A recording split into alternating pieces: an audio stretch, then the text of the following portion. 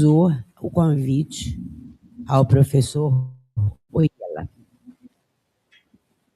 Bem, o professor Oiella viveu no Brasil, dispensa apresentação, mas eu não posso deixar de manifestar a satisfação com que nós o recebemos aqui no Instituto, para conhecer mais de perto, professor, o seu projeto Brasílias Hispânicos, um estudo interdisciplinar muito interessante que integra conhecimentos de história, arquitetura, planejamento urbano, desenvolvimento territorial e patrimônio.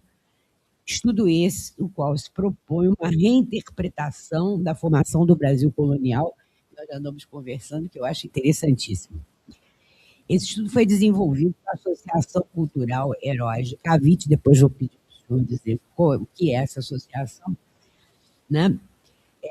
E que é de Cartagena, na Espanha, e é voltado para a divulgação histórica, o hispanismo e o estudo da herança hispânica e a história compartilhada entre países de língua espanhola.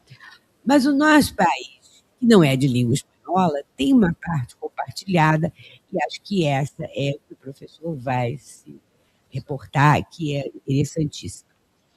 Ele propõe uma reinterpretação do período da União Ibérica, que foi de 1580 a 1640, e trata de uma época que não deve ser pensada, eu acho, como uma espécie de parêntese da história luso-brasileira, mas é um trabalho que busca resgatar a real dimensão geopolítica e cultural que moldou as fronteiras e a identidade do Brasil colonial, visto numa perspectiva global. É uma proposta realmente instigante. Parabéns. Bom, eu passo a palavra ao doutor Oiella, a quem agradecemos a presença aqui no Instituto, e quero dizer que também somos gratos ao Instituto Cervantes, em particular ao doutor José Vicente, que viabilizou essa sessão aqui hoje no Instituto. Com a palavra, doutor Oiella.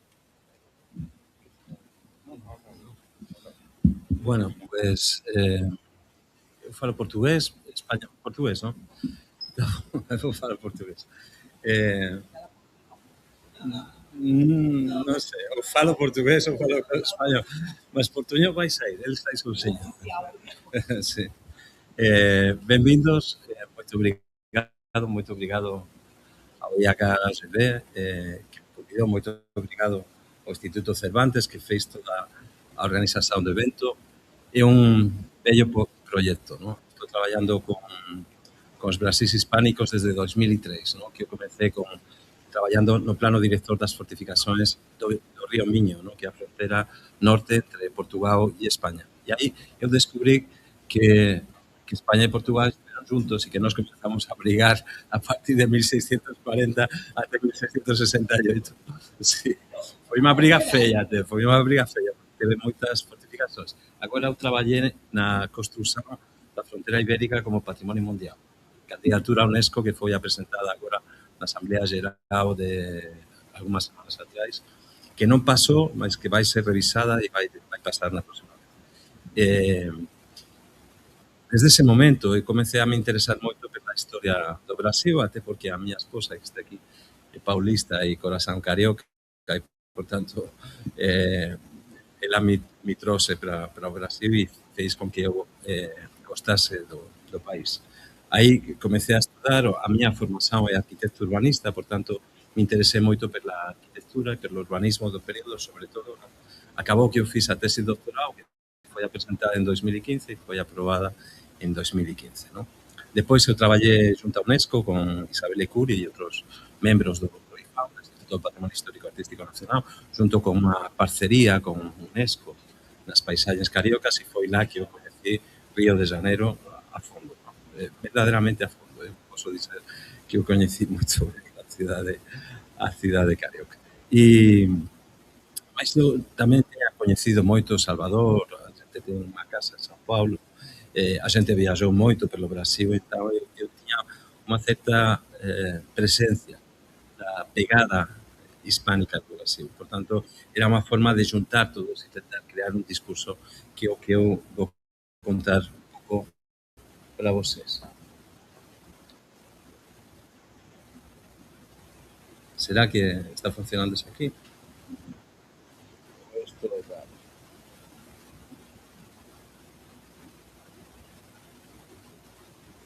aí. E eu faço eso porque eu fui convidado pola Prefectura de Curitiba, sorprendentemente, un día me ligan e falan que querían que eu estivese na Semana do Patrimonio, que foi día 14, días 13 até o día 15, máis ou menos, na cidade de Curitiba, con a Fundación Municipal. E aí eu aproveitei e alonguei a chegada e a saída do Brasil e falei, é o momento de contar o meu libro, falar do meu libro como falaba os grandes escritores, no, na España. Eu cheguei para falar do meu libro. Então, ao mesmo tempo que eu faço palestras sobre o meu traballo como arquitecto que se dedica ao planejamento urbano e planejamento territorial, estou facendo as presentações do libro. Eu vou finalizar agora en Belén, que vamos ter a Asamblea Geral de ICOMOS, que é o Grupo Asesor de UNESCO para o Patrimonio Mundial. Temos un encontro de ICOMOS Brasil en Belén entre os días 25 e 28, ¿no? de agosto, e vai ser lá que eu vou facer a última presentación justamente no Teatro da Paz, perto do Teatro da Paz, que foi declarado Patrimonio Mundial algunhas semanas atrás. Por tanto, é un final perfecto. Mas eu quería falar tamén da asociación cultural que você me disse que eu contase un pouco a historia. A Asociación Cultural de Héroes de Cavite traballa na recuperación da historia española a partir do esquecimento da lenda negra. ¿No? A lenda negra tampou moitas partes importantes da nosa historia. Mas esa aquí nem precisaba lenda negra, foi tampada sozinha. Então, non existe nen en España, nen en Portugal, nen no Brasil. De unha forma ampla, ¿no? De unha forma concreta. O período foi moito estudado mesmo no Instituto Histórico Geográfico Brasileiro. Falei antes, por exemplo, o propio Arno Whaley traballou moito nese período, fixe unhas revistas ya nos anos 70, o propio Barnage, ou, por exemplo, Sergio Buarque de Holanda. ¿No?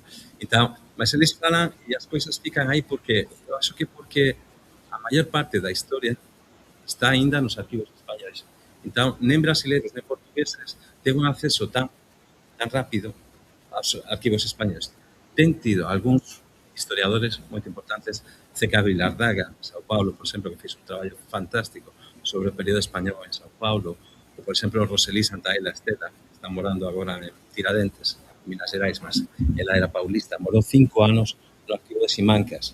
Então, todos os documentos, máis de 3.500 documentos do período, ela ten identificado, só que non construyou unha narrativa con eso. Non chegou a juntar todas as pezas do quebra-cabeza, ¿no? Que un quebra-cabeza bastante complexo, como a xente vai ver agora. Por tanto, non é que non ten nada escrito, ten moita coisa escrita, mas non foi, por exemplo, os holandeses ficaron apenas 30 anos, ocuparon un 30% do territorio que a coroa de Castela estaba administrando naquele momento, e já faço un paréntese a explicar por que se llama Brasís hispánicos. Brasís, porque eu vou falar do Estado do Brasil, mas vou falar tamén do Estado de Gran Pará e Maranhão, que ya foi Estado de Maranhão Gran Pará. E eu vou contar a historia da ocupación de San Luís, que é unha historia moito interesante que ten a ver con un intercambio de princesas que acontece no río Vidasoa, lá na España, e depois vira troca, ¿no? Como dote do casamento da princesa francesa con o rei da España, toma San Luís, ¿no? Como dote. E tomando San Luís ya comeza a ocupación de Belén. Ou, por exemplo, eu vou falar, que já anticipei para o director do Cervantes, do primeiro mapa da cidade de Río de Janeiro, que é un mapa de 1583. E vou falar tamén da historia de como foi recuperado ese mapa, que é unha historia moito bonita, ¿no? Alén de unha historia un pouco triste, mas unha historia moito interesante. Então, con todas esas mimbres, ¿no? Todos eses elementos, eu fui construindo unha tese doctoral no sentido do meu grande profesor, Afonso Álvarez Mora, que quería interpretar a historia da cidade desde unha perspectiva social, económica e ambiental, non apenas desde a análise da forma urbana, mas tamén da análise da sociedade que construiu aqueles lugares e da economía que aconteceu e que deu a capacidade de poder avanzar tanto, ¿no? Estamos falando seis cidades, 24 vilas, 65 conventos, máis de 100 fortificações. Estamos falando de unha ação urbanizadora no Brasil, sistematizadora. Ten unha persoa no Río, que eu non conseguí saber se ele ainda está vivo, mas unha persoa que eu acompañei moito tamén durante ese proceso, que é Seixas Correia. Ele foi... está vivo, está. Então, de repente eu ligo para ele algún día, porque eu acho que eu teño o telefone, mas eu encontrei con ele un día na Lagoa e falei para ele, você como aquela de Dr. Livingstone, eu falei para Seixas Correia, você é Seixas Correia, ele falou, sí, eu sou Seixas Correia. Então, eu li tanto de você, mas tanto, e aprendi tanto con ele. Ele foi embaixador durante 8 anos na España, e ele escreveu moito no jornal El País, que é un dos jornais máis importantes da España, e escreveu moito sobre o período. E o máis importante, a idea fundamental do traballo de Seixas Correia é que ele fala o Brasil depois da Unión Ibérica foi completamente diferente do Brasil antes da Unión Ibérica. Então, a transformación que vai acontecer durante este período é moito importante para o Brasil. Eu acho que ele fala eso, Barnagem, en certa maneira, fala eso. E os grandes historiadores que aprofundaron no período, eles entenden que esa transformación non vai ser trivial, vai ser unha transformación fundamental para todo o país. E como comeza todo? A outra persoa moito importante de Río, que eu coñecí en 2005, a primeira vez que eu falei desta palestra foi no Servicio de Patrimonio da Mariña, aquí, na Praza 15. E eu coñecía a Max Justo Guedes, o mellor cartógrafo, historiador da cartografía, o Max Justo Guedes, o mellor historiador da cartografía que eu já coñecí na miña vida. Debe ter outros bons, mas ele, indudablemente, o mellor. Mas por que ele era tan bon? Porque ele era almirante da Mariña Brasileira. Porque significa que ele entendía os ventos e as marés. Ele entendía como todo acontecía no territorio. Por que? Que Diego Lepe o Vicente Yáñez Pinzón llegan no norte do Brasil en 1500, antes da chegada de Pedro Álvarez Cabral. Son os alisios do norte, que eles viran no sentido das agullas do relógio, e Pedro Álvarez Cabral e todos os portugueses que ian no sul da África, já desde o paso do Cabo Collador, eles pasan pelo medio do Atlántico, e, por tanto, unha navegación estelar, que non era a navegación que acontecía no inicio do século XV. Por tanto, unha navegación que já se afasta da costa, já vai no medio do mar e eles protegen o medio do mar. Nese contexto, acontece a segunda viaxe de Colón. E cando Colón volta, eu acho que foi aínda na primeira viaxe, ele volta e ele percebeu que ele estaba en territorio portugués, porque cando ele chegou no Caribe, estaba acima da liña de Alcazovas. Por tanto, ele pensou, nosa, se eu non vou falar con o rei de Portugal, eu vou perder todo o que eu gañe, non? Nesa viaxe. E aí ele tenta ir a Lisboa, fala con o rei de Portugal, mas o rei de Portugal já tiña resolvido o problema de llegar até as islas das especiarías, e ele fala, non faz sentido que eu apoie a súa viaxe, porque nós já temos resolvido o problema pasando pelo sul da África. E aí ele vai para Barcelona, encontra con os reis católicos, e nese encontro con os reis católicos ele propõe a mudanza do Tratado de Alcazovas, que a verticalización, o Tratado de Alcazovas era horizontal, era un paralelo, e o Tratado de Tordesillas vai ser un meridiano, ¿no? Unha liña vertical. E unha liña vertical que pasa por un lado e pelo outro lado. Ten o Tratado de Tordesillas, o meridiano, e o contrameridiano, ¿no? Que é a parte de trás do tratado. Os están registrando os dois. E aí ele fala, temos que verticalizar o tratado. A primeira intercoetera, que son bulas papais que anteceden a asinatura do Tratado de Tordesillas, fala 100 leguas a oeste das islas de Cabo Verde. Por que 100? Porque era o Tratado de Alcazovas. E cando eles perceben que 100 leguas a oeste podería perjudicar a volta do mar, por tanto, o movimento no Atlántico, ele fala, non, un poquinho máis. E aí sai, preguntan para Colombo, ¿cuánto você navegou? Ele fala, 750 leguas. dan metade para você, metade para você. E dividen o mundo a partir da metade da distancia navegada pelo Colombo, ¿no? A frase da liña de Tordesillas é 370 leguas a oeste das Islas de Cabo Verde. E as Islas de Cabo Verde ten 285 kilómetros de largura. Então, se você coloca esa liña nun ponto oeste, ou no ponto oeste, ou no ponto central das islas, você vai ter unha liña na América completamente diferente. Esa é a primeira questão. Onde que ten a origen da liña de Tordesillas? Nas Islas de Cabo Verde, obvio. Mas na isla máis a leste, na isla máis a oeste, a parte central. A segunda questão é que na época você non podía falar. Todo mundo sabía que a Terra era redonda, mas se você falaba iso, ia para a foguera. Então, ninguén podía falar que a Terra era redonda. Por tanto, as Islas de Cabo Verde están 18 graus norte. Se você coloca 370 leguas entendida como unha distancia, que é o que acontecería nun mapa plano, você iría máis para o oeste. E se você coloca eso no Ecuador, você ficaría máis para o leste. Por iso que eu falo que a liña de Tordesillas é unha liña, é unha fase, nunca foi resolvida.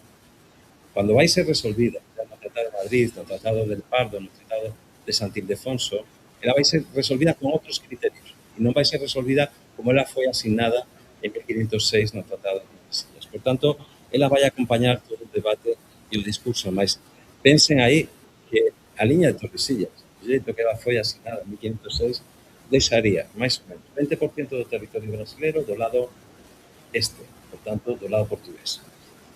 7% sería o lado en disputa, ¿no? Que non foi nunca resuelto. E 73% quedaría do lado castellano, en cualquier das hipótesis de aplicación do tratado. É importante, sobre todo na historiografía máis contemporánea, entender que o Brasil na época estaba habitado, moito habitado, de repente, ¿no? Pensemos que Orellana vai llegar 1540, máis ou menos, no Brasil. Estaba habitado por multitud de povos indígenas en todo o Brasil, ¿no? E grande parte de esos povos, ese mapa non é os povos indígenas originarios, ese mapa é dos povos originarios hoxe, ocupan superficies protegidas pela FUNAI, ocupan unha superficie equivalente a Francia. Son 275 povos indígenas, 275 linguas, 275 culturas e máis ou menos 305-310 territorios indígenas protegidos.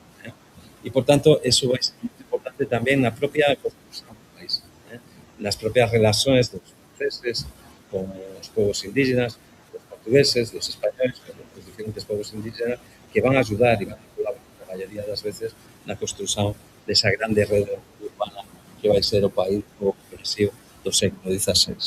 España e Portugal non estaban brigando, estaban colaborando para transferir a cristiandade para o mundo, ¿no? Para evangelizar o mundo. Só que cada un traballaba no seu lado, ¿no? Mas tiña algunhas prazas moito próximas da Península Ibérica que elas estaban sendo compartilladas, en certa maneira, ¿no? Parte das Islas Canarias, Ceuta, Melilla e, sobre todo, Mazagán, a cidade de Mazagán, que depois vai ser transferida para o Amazonas, ¿no? E en 1541, o rei da España, na época Carlos I de España, V de Alemanha, ele recebe unha carta do rei de Portugal que está pedindo para ele ajuda para fortificar Mazagán, porque estaba entrando a pirobalística. Era o primeiro momento no qual as fortificações comenzaban a ser pensadas como fortificações para se defender dos cañones da época, ¿no? Das primeiras balas de cañón, ¿eh? E, por tanto, ese tipo de fortificación abaluartada, ese tipo de engenharía, tiña sido desenvolvido, sobre todo, entre Italia, os territorios españoles na Italia, porque estamos falando do milanesado, estamos falando de dos Sicilias, estamos falando de Nápoles, que pertencían á coroa española naquela época, estaban sob o controle da coroa española, o que non quer dizer que eran colonias, todo pelo contrario, eles eran estados independentes sob unha única coroa, sob as mesmas leis, por exemplo, sob o mesmo controle para fortificación e defensa, mas cada un mantiña a súa cultura e as súas linguas, que vai acontecer tamén no Brasil durante ese período. A primeira gramática de Anchieta vai ser publicada uns poucos anos depois da chegada de Felipe II na coroa de Portugal, ¿no? E ese grupo de arquitectos, que parece unha piada, un arquitecto italiano, un arquitecto español, un arquitecto portugués, ¿no? Miguel Arruda, Rávena, Benedetto de Rávena e João del Castillo. João del Castillo, que na verdade é Juan del Castillo, é da mesma región que eu, é de Cantabria, do norte da España, e ele foi morar prácticamente en Portugal e ele vai facer obras fantásticas en Tomar ou no Mosteiro de Belén. Ele vai ser un dos arquitectos máis recoñecidos do período, ¿no? E aí chega o libro. Eu vou facer esa introdución, mas depois eu vou voltar ao asunto. Todo eso virou unha tese doctoral que foi aprobada en 2015 e que nunca foi publicada. Entón, eu sempre pensei que sería importante contar eso para os povos ibéricos, hispánicos. Porque cando eu falo dos Brasís, estou falando desos dois estados que están. Mas cando eu falo de hispánico, estou falando da Península Ibérica, non estou falando de español.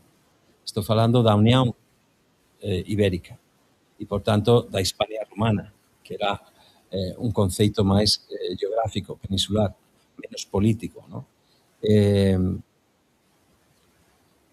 Cando eu publiquei, comecei a preparar a primeira publicación tiña o nome da miña tese, Hispánica Urs Brasiliana, mas aos poucos já incluí os dois Brasís e aos poucos reforcé a idea de hispánico colocando apenas dúas palabras no texto.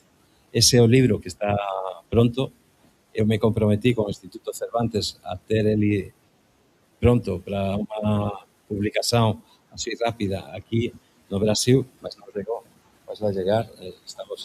Estamos 98% do libro, o libro vai chegar e depois vai ver o que a xente é capaz de facer con eso, mas é unha síntese, son 72 páginas apenas, é moito pouco espacio para contar unha grande historia, mas contamos o período da Unión Ibérica, contamos todo o que aconteceu, facemos moitos mapas, porque alén de arquitecto traballo moito con cartografía digital, entón faço moitas representacións cartográficas de todo ese período e tamén tiramos de documentos históricos, sobre todo cartográficos, da coroa de Castela e León e que eles axudan moito nesa construción.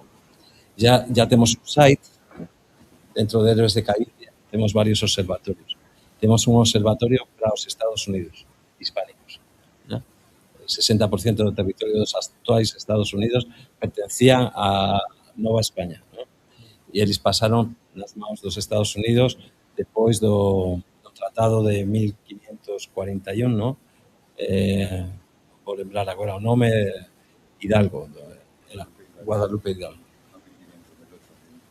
Mira, sí, 1500, no, 1841, ¿no? 41. Guadalupe Hidalgo, que eles ceden parte do territorio do México independente para os Estados Unidos pela forza, porque os Estados Unidos entraron na cidade de México. Felipe II, que ya vou entrar nese asunto, ele toma Portugal, un amigo meu, lisboeta, falaba, pela forza do direito e pelo direito da forza, porque depois das dúas batallas, que son as batallas, as dúas son moito importantes, a batalla de Lepanto contra os otomanos, que nos liberamos o Mediterráneo e trouxemos ele para a cristiandade, ¿no? Esa é a principal conclusión da batalla de Lepanto. Mas o rei de Portugal tenta facer o mesmo en África, 6 anos depois. Eu acho que copiando o modelo do tío, porque ele era sobrinho de Felipe II. E ele morre, ele desaparece. Na verdade, ele desaparece, sumiu e ten algúns que ainda están procurando ele. Mas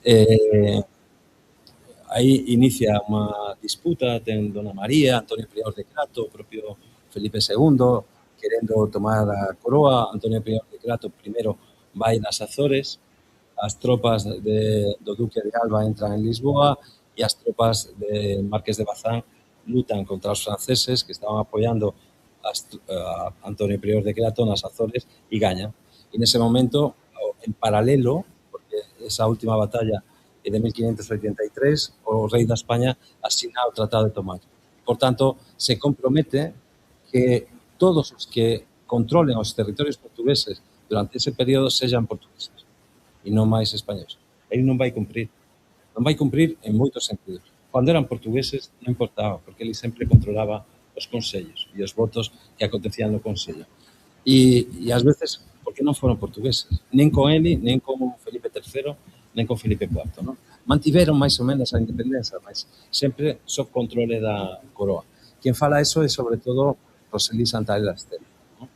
Que ten varios libros sobre o período da Unión Ibérica e que, como já falei, morou 5 anos na cidade de Simancas, en Valladolid. Depois de eso, Felipe II toma a coroa e ele vai morar en Lisboa. Na Praza do Comercio da cidade de Lisboa, as dúas torres que fican na Praza do Comercio, que unha restauración do Marqués de Pombal depois do terremoto, mas unha delas, a torre que fica máis próxima do mar, do océano, é a torre de Felipe II, onde morou Felipe II no Porto das Naus, no? Que era o porto onde eles calafateaban, eles facían toda a protección das naus antes da saída para os mares, no? E o Marqués de Pombal duplicou. Entón, hoxe ten dúas torres, mas a torre da izquierda era a torre do Palacio de Felipe II en Lisboa. Moito máis. Se vocês van ver o convento de San Vicente de Fora é igual que o Escorial. É prácticamente igual. O Escorial vai ser construído depois até. Ele é anterior ao deseño. E ele ven do encontro de dois grandes arquitectos, Juan de Herrera e Filipo Terzi, na cidade de Lisboa, que eles construen un xeito de traballar que nós españoles chamamos herreriano ou manierista, ás veces, e os portugueses chaman manierista ou estilesano. Mas é o mesmo.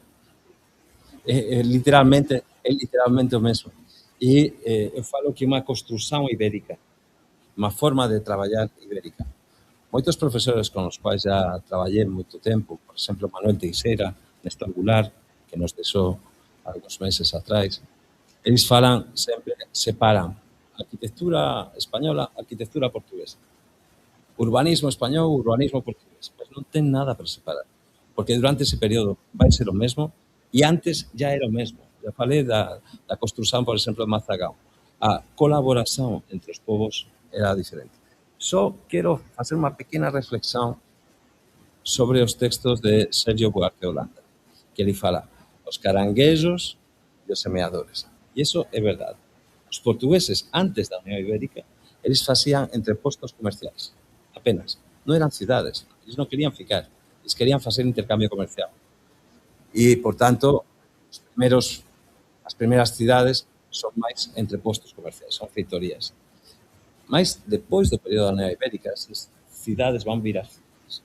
E a vontade do propio povo portugués e dos estados portugueses no mundo entero, estamos falando de África, estamos falando de Hormuz, estamos falando do Mar Vermello, estamos falando de Ceilán, da India, das Filipinas, estamos falando de Macao e estamos falando de Nagasaki, no Japón. Por tanto, todas esas cidades van transformar o seu espírito, van virar cidades para ficar. Macao foi devolvida apenas faz algúns anos, decenas de anos. Entón, elas já se transforman de entrepostos comerciais para cidades e vilas de consolidación. Non falo de colonización, porque non eran colonias, eran unha forma de extensión do imperio. Con Felipe II já está se consolidando, porque non apareceu con ele, o que nós chamamos o goberno polisinódico. Un goberno que significa, e aí ten a imagen do arquivo de Simancas, onde están todos os consellos en casiñas diferentes. ten o Consello de Indias, ten o Consello de Italia, ten o Consello de Portugal, que son os consellos territoriais, son eses horizontais que marque aquí, ás veces nos slides eu coloco en vertical, que parece que é máis claro, non? E depois ten os consellos horizontais, aquí son os verticais, mas que son os consellos que costuran todo eso, que son o Consello de Facenda, que maneja os diñeros, o Consello da Armada, o Consello de Guerra, o Consello de Estado, e, por tanto, todo acontecía dese xeito. Os consellos superiores, que son os consellos temáticos, son consellos da coroa. É a coroa que controla como eso funciona. Os consellos da izquierda, que son os consellos territoriais, eles controlan territorios.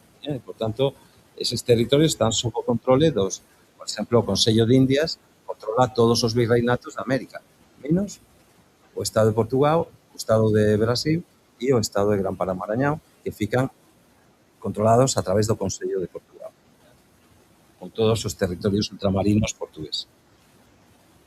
Ten outro momento, sabe, nesa historia, que acontece un poquinho antes da batalla de Lepanto, que é a tentativa de trocer para o Brasil 40 jesuítas, que son pegos na isla de La Palma, son asasinados, e hoxe ainda ten un cemiterio lá submarino, porque eles foron jogados no mar, e eles terían transformado o Brasil, porque até a chegada de Felipe II só ten jesuítas no Brasil.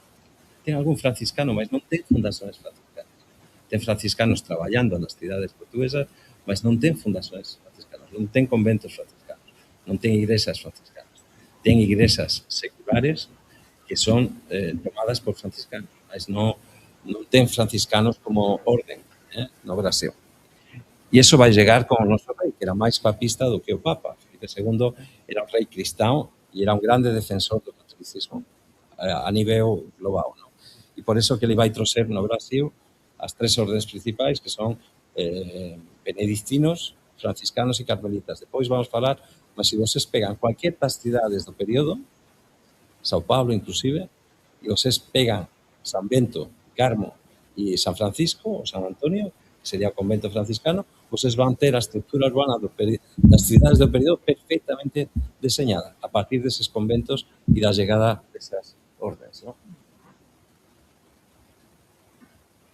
Eso vou falar depois, claro, eu acho que ese slide pasou, mas é importante pensar que a acción evangélica no Brasil acontece pelo menos en tres niveis. ¿no? Eu diría que os jesuítas son algo aparte, sempre diferente. Depois ten as aldeas indígenas, que son aldeas con pequenas capelas, que son controladas pelos propios jesuítas desde as cidades capitais. Eso acontece na Bahía de Todos os Santos, acontece na Bahía de Guanabara, acontece en Sao Paulo, no entorno de Sao Paulo, acontece un pouco tamén en Santos e en San Vicente, e eles crean esas primeiras misións. A tentativa é afastar os indios dos colonos, porque eles están tentando esclavizar os indios. E nas Indias españolas, nós non podíamos esclavizar os indios. No testamento da Isabel, da Católica, se fala que nós non podemos esclavizar os indios, só podemos casar con eles.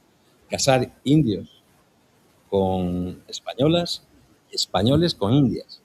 Mas eso, desde o inicio, está falado en 1504 e depois transferido a partir de todas as nosas leis, as leis de Burgos, as leis de Indias de 1573, que van ser importantes, e no Brasil, as ordenações filipinas. Porque as ordenações filipinas no Brasil son unha transferencia das leis de Indias españolas para os territorios portugueses. E elas aparecen ya con carácter, elas son promulgadas ya en 1603. Entón, Felipe II, vou falar un pouco dos movimentos que van a acontecer con cada un dos Felipes, ¿no? Porque nos vamos ter Felipe II, Felipe III e Felipe IV. Felipe II acontece un ano antes da tomada do goberno de Portugal pelo noso rei, acontece un ataque de Sir Arthur Drake, que non era Sir na época, era apenas un pirata, e ele pasa pelo sul de América e ele vai atacando todos os portos do Pacífico español. No porto de Callao, en Lima, ele consegue un tesoro importante da frota que estaba saindo con ouro e ele continúa procurando o paso do norte para voltar para Inglaterra, non consegue e ele faz a primeira volta ao mundo. Os ingleses ainda falan que é a primeira volta ao mundo. E eles esqueceron de Magallanes, del Cano e de todos os nosos navegantes que moito antes desa data tiñan contornado ya o planeta entero. ¿No? E ele manda unha frota para fechar o Estreito de Magallanes con unha corrente, literal. Era o que acontecía no porto de Sevilla, por exemplo.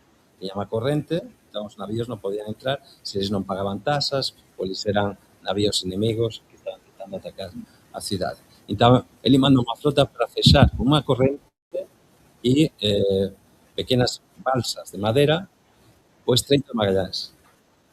Unha frota enorme que para no Río de Janeiro. Eu acho que é a primeira parada, mas eles paran tamén en Salvador e depois ven para Río de Janeiro. No Río de Janeiro están xente esperando eles.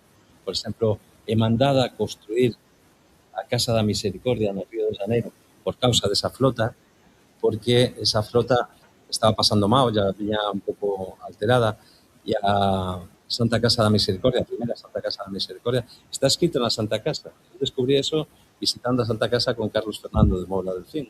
E está escrito lá nunha placa da Santa Casa da Misericordia. Mas ninguén sabe dizer, porque o predio é do século XVIII.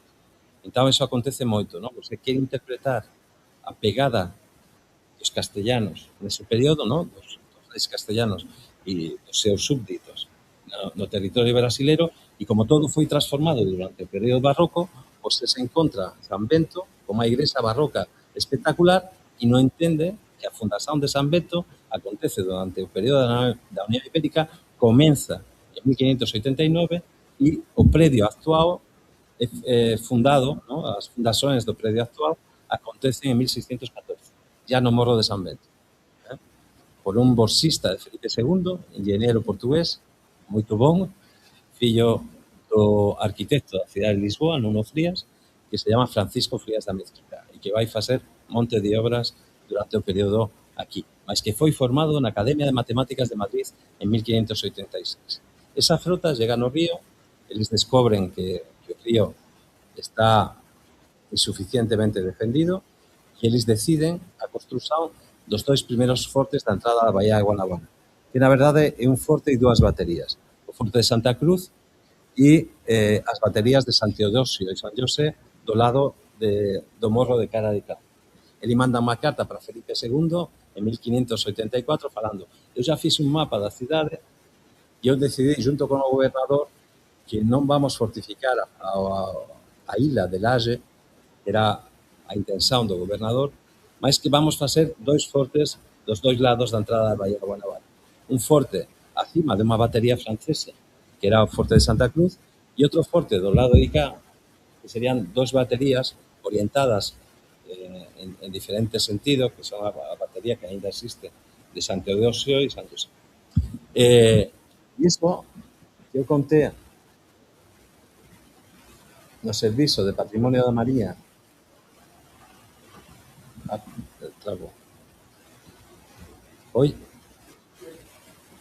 Oye, ollar para ver se dá para ir para frente. Ese forte, eu conté esa historia no Servizo de Patrimonio da Mariña en 2005. E, ok, sí. Eu acho, sí, mas eu non vou mostrar o mapa para vocês até non contar isto. Ele manda o mapa, manda un relatorio, fala que non debe ser feito no Forte de Laje, o rei Felipe II aceita e as ordes do rei llegan no Río de Janeiro, os fortes serán construídos con fondos das cámaras principais, a Cámara Municipal comeza a colocar diñeiro, tal, e ese forte, ese mapa non aparece. Non aparece, non existía, nen nos arquivos portugueses, nen nos arquivos brasileiros, nen nos arquivos españoles. E o marido de unha muller que de repente vocês coñecen, porque foi moito importante da cidade de Río de Janeiro, Verena Andreata, que foi secretaria de urbanismo da cidade de Río de Janeiro, cando? Verena Andreata, Verena Andreatta.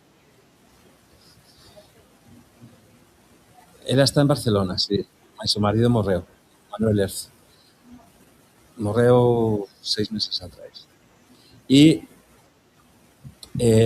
nese momento eu escribo que Antonelli tiña traballado para Felipe II na cidade de Lisboa, que mandou unha carta e un mapa para Felipe II, mas todo para aí. Todo para aí porque non teño mapa, nen teño o relatorio que ele manda. E Manuel Erce, que é o esposo de Verena Andreatta, fais un libro, que o libro é A pesquisa do primeiro mapa da cidade de Río de Janeiro. Foi publicado en Barcelona en castellano, curiosamente.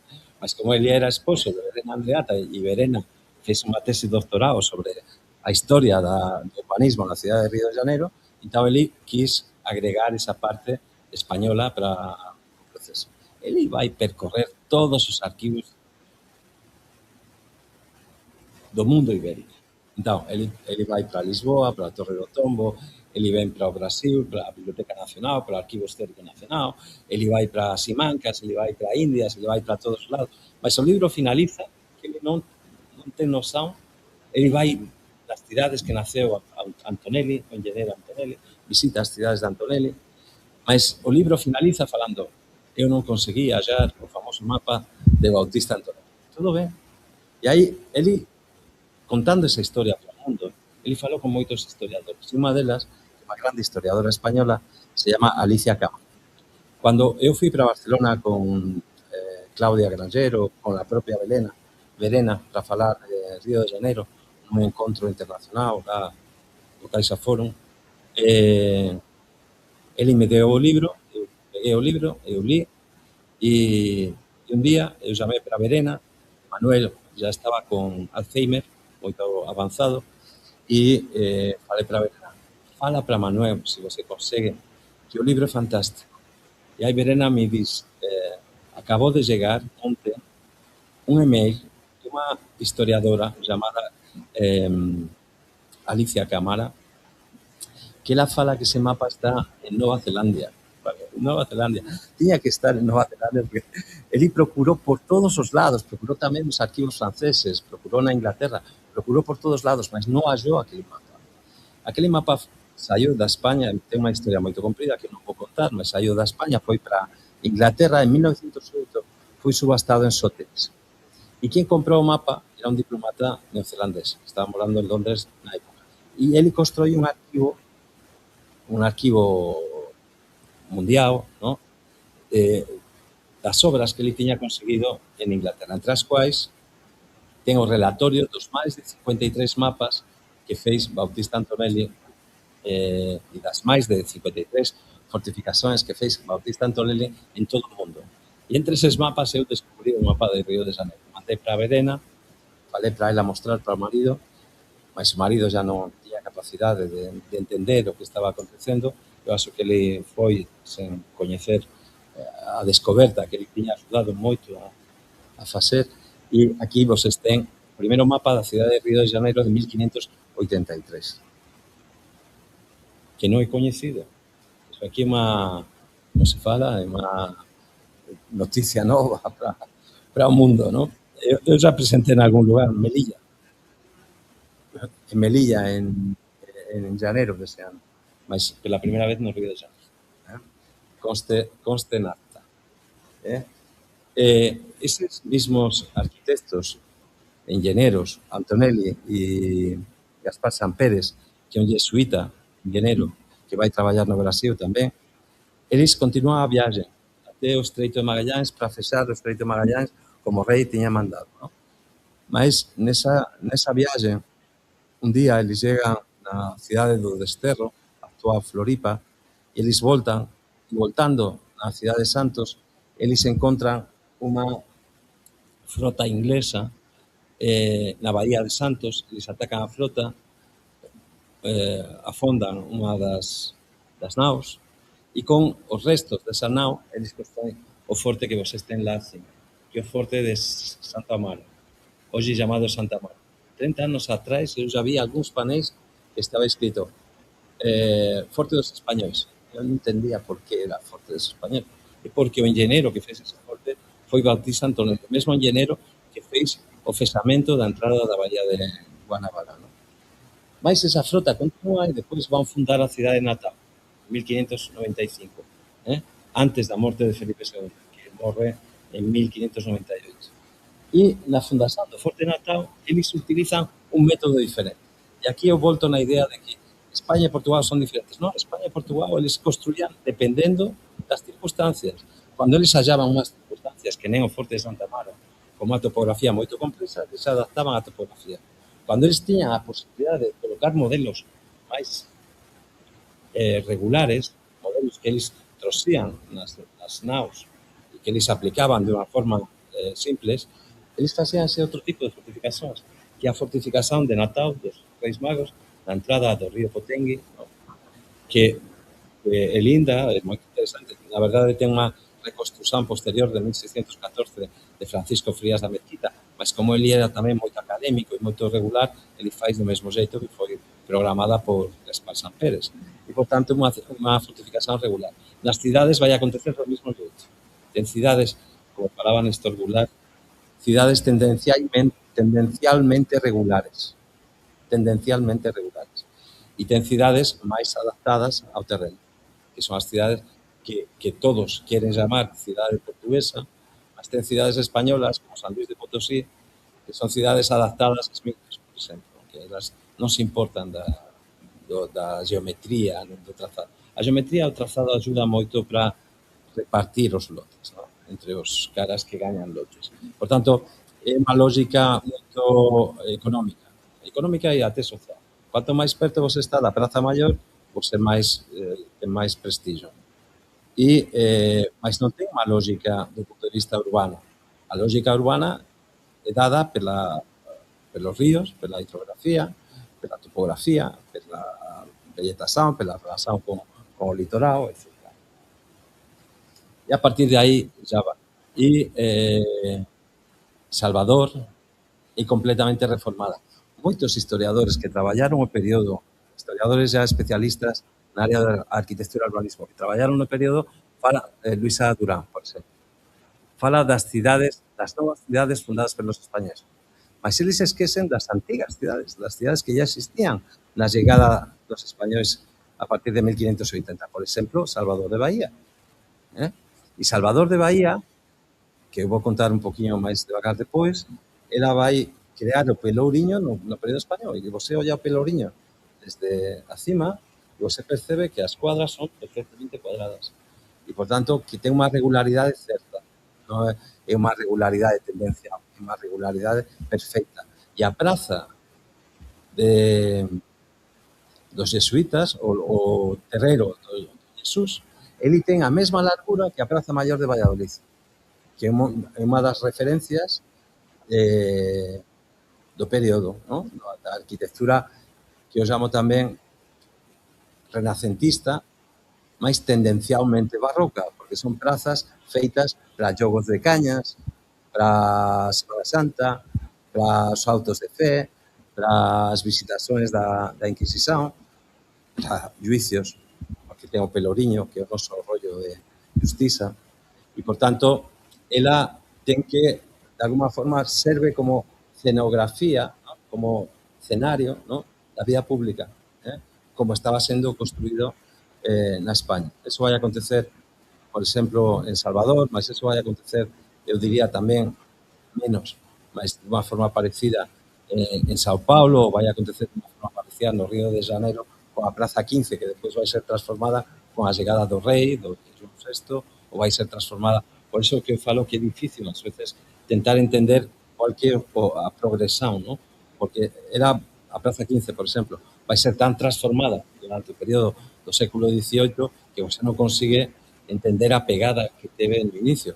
Mas se você pensa que a cidade de Río, por exemplo, estaba desenvolvida apenas no Morro do Castelo e que ela aparece a partir do século XVII na baixada ligando o Morro de San Bento, benedictinos mandados pelo rei Felipe II, con o Morro do Castelo e atrás o Morro de Sant Antonio con os franciscanos e en vaso os carmelitas, como estaba acontecendo en todas as cidades brasileras do período, aí vos entende que a Praza 15 facía parte dese desenvolvemento urbano a partir da rúa direita, creando un espazo típico, cenográfico, quasi barroco, para o desenvolvemento da vida das cidades brasileiras. No Río de Janeiro acontecen non só a fortificación da entrada da Bahía de Guanabara, mas aparecen as baterías da praia de Santa Lucía ou aparecen baterías na propia, non lembro dos nomes, mas entre San Bento, o propio San Bento acaba tendo dúas baterías de defensa da cidade, o Morro do Castelo tamén ten unha batería avanzada, por tanto, aparece toda esa fortificación que a xente estaba vendo agora en Bahía, que vamos ver depois, que é unha fortificación que defende o estuario como un todo. Eles ten que defender a chegada das naus. Eles non ten que defender en terra. Eles ten que defender a chegada das naus e os fondadouros, ¿no? Que son os pontos principais.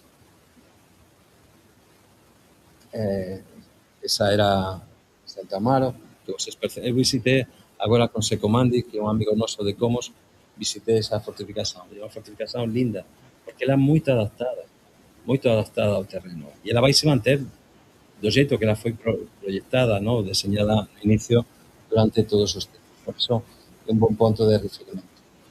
E en 1585 vai ser fundada unha das primeiras cidades do período de Felipe II, depois van ser fundadas outras, que é a cidade de Nosa Señora das Neves da Filipella, hoxe chamada João Pessoa, mas na época da fundación, é Nosa Señora das Neves da Filipella, ¿no? E Nosa Señora das Neves da Filipella era unha cidade ocupada máis ou menos pelos franceses, como entreposto tamén, sobre todo para a tomada do pau-brasil, que era unha das economías máis fortes do período. Depois vai chegar o azúcar, o período do azúcar, etc. Mas xa desde o inicio era o... Ele entraba ás veces e é bon para parar. João Pessoa ten unha coisa moito curiosa, e que os jesuítas son os últimos a llegar. Como é unha cidade nova, os primeiros a llegar é o convento de San Francisco, que é lindo. Se vocês non foron para João Pessoa, vale a pena coñecer o convento de San Francisco, que está na rúa direita, no final da rúa direita.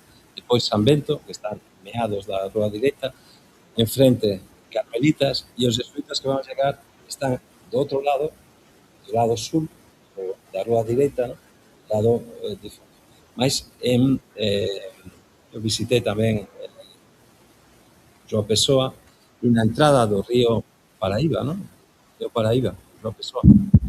Bom, na entrada do río de Paraíba ten unha fortificación do período español, que se chama Cabedelo.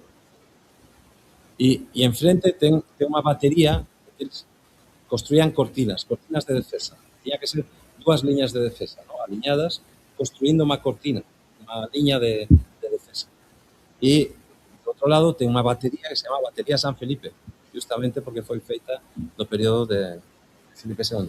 Quasi que desapareceu, e están traballando na recuperación arqueolóxica dese territorio. Eso acontece en Natal e eso acontece en João Pessoa. João Pessoa vai ser o Forte de Cabedelo, Natal vai ser o Forte dos Reis Magos, que está na entrada do río Potengue. Eles protegen a entrada dos ríos porque onde as naus poden facer a aguada. Eles poden pegar agua e reconstruir as naus, ficar nunha área tranquila e proteger as naus durante o longo proceso de navegación pela costa. Obrigado. Ese é o Forte dos Reis Magos. E ese interior do Forte dos Reis Magos, un amigo noso se chama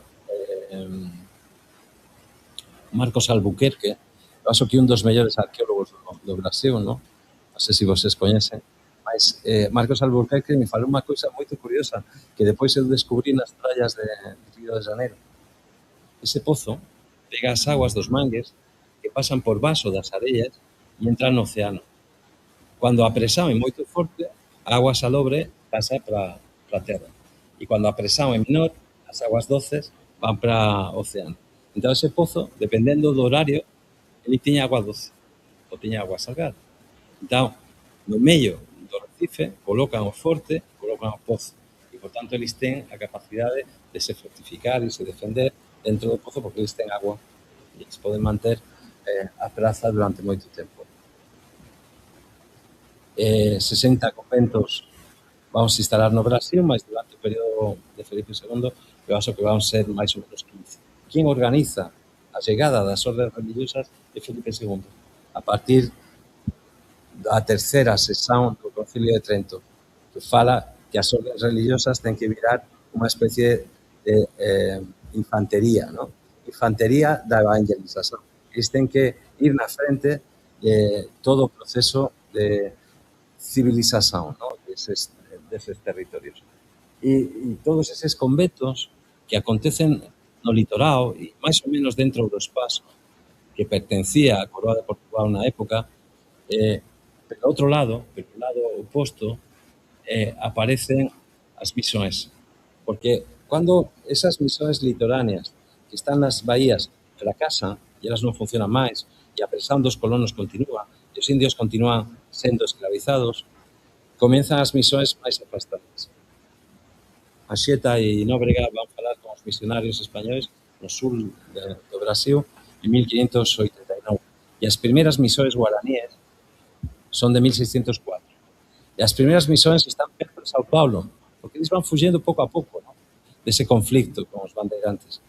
Mas cando as bandeiras continúan ampliando os territorios ocupados pelos paulistas e, por tanto, continúan as racias e continúan os problemas con os indios, eses movimentos comenzan a baixar. Ya vai ser máis no período de Felipe III e do Felipe IV, mas todo comeza no período de Felipe II con ese encontro de Anchieta e Nóbrega con os misionarios españoles que están descendo do lago Titicaca. As primeiras misións, eu falo que as primeiras misións son os poboados do Hospital de Tata Quiroga en Michoacán, en México, Pascua. Mas as primeiras misións que os jesuítas toman das mãos dos dominicos, depois ven as misións, por exemplo, de Querétaro, ven as misións do sul dos volcóns de Popocatépetl, no sul da Cidade de México, ven as misións, depois no México ven outras misións, mas eso vai descendo e en Juli, no lago Titicaca, os dominicos abandonan unha misión porque non son capaces de dar conta. E quen toma conta son os jesuítas. Son eses jesuítas que van a encontrar con Anchieta e Nóbrega perto de Córdoba, no Río da Plata. E esa arquitectura que falamos no inicio, ese o Jesús de Roma, San Jorge, Lisboa, San Antonio da Graça, en Olinda, en Vaso, eu acho que un ponto fundamental de inflexión, de transición da arquitectura gótica para a arquitectura manierista herreriana, que é a cidade de Villa García de Campos, que era unha fábrica de jesuítas, ¿no? Aí ten anos que saían máis de 2000 jesuítas formados por ano. Está perto da cidade de Valladolid. A outra é Medina de Río Seco e a outra é Santander, a cidade, que é esa igrexa de 1589 tamén. Por tanto, entra dentro do período. E vocês ven que a estructura é prácticamente a mesma. Máis desenvolvida, menos desenvolvida. Jesús, obviamente, de Roma é moito máis desenvolvido, mas a estructura das fachadas, a forma de resolución dos diferentes elementos é moito parecida. Non é a mesma, mas é moito parecida. E iso acontece depois no Brasil, San Antonio da Graça, San Bento de Olinda, San Francisco de non sei se é Igarasú ou João Pessoa, eu acho. Igarasú. Depois o Colégio dos Jesuítas de Salvador, o Colégio de Río de Janeiro, Carmo en João Pessoa, patio do Colégio dos Jesuítas en Sao Paulo, en fin, unha arquitectura que vai se expander por todo o Brasil. Non vou entrar un por un, porque aí a xente non finaliza nunca, ¿no? Mas é espectacular, por exemplo, o caso de San Bento de Salvador, porque você ve San Bento de Salvador e ve o interior da igrexa de San Bento e você parece que está na Catedral de Valladolid, que é unha obra de Juan de Herrera, ou você está no Escorial, que é unha obra de moitas mãos, mas moito manierista, moito herreriana tamén. E aí você percebe que ese estile vai se transfiriendo para para todo Brasil. Acontece como o Colexio de Salvador e tamén vai acontecer un pouco no barroco. Eu non digo que teña unha liña clara e o barroco portugués vai ter un desenvolvemento diferente, mas acontece sobre todo en Nosas Señoras do Rosario. Saben cual que é a devoción que a nosa coroa identificou como a devoción que conseguiu gañar a batalla de Lepanto? Nosa Señora do Rosario. Nosa Señora do Rosario, para os españoles, era a vitoria, era a representación da vitoria de Lepanto, non? Na verdade foi, é unha historia complicada, mas Nosa Señora do Rosario significaba victoria.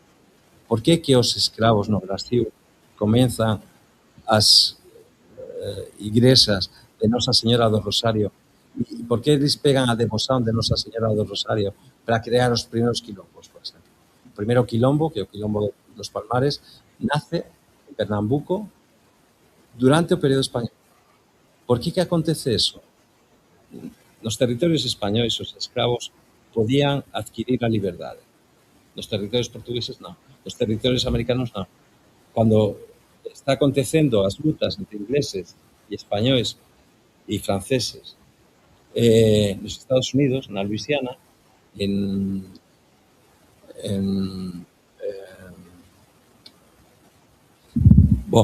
na capital da Luisiana, en New Orleans, os españois, os americanos, escravos, van para o territorio español porque eles saben que lá, pelo menos, eles poden comprar a liberdade.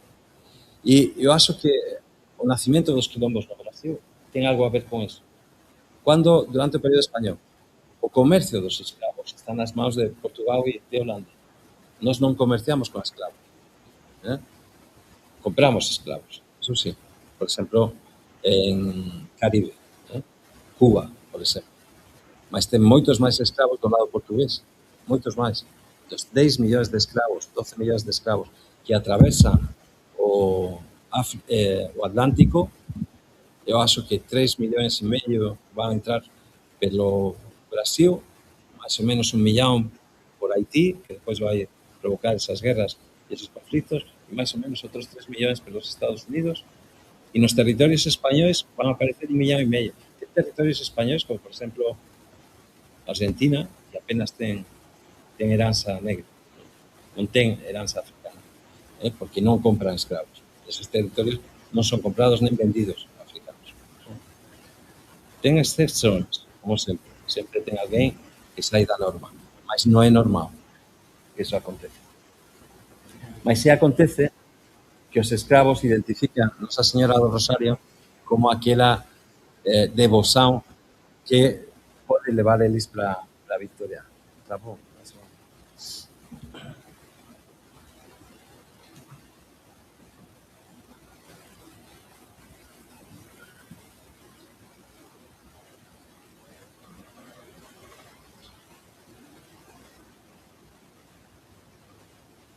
Ya está, ya está.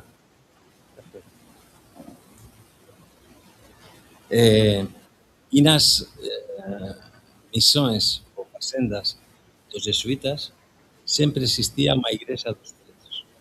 A igrexa dos pretos aparece nas facendas jesuíticas, por exemplo, na facenda das Vacas de Uruguai, que está no sul das misións guaranís. Aparece sempre unha igrexa dos pretos e sempre é a igrexa de Nosa Señora do Rosario, non? Aparece nos territorios do norte da Argentina. Aparece a cruz e os largos sempre finalizan nunha cruz. Iso acontece, por exemplo, iso é Igarasú e iso aquí é João Pessoa, non? Os conventos de San Francisco. Normalmente sempre tiñan ese cruceiro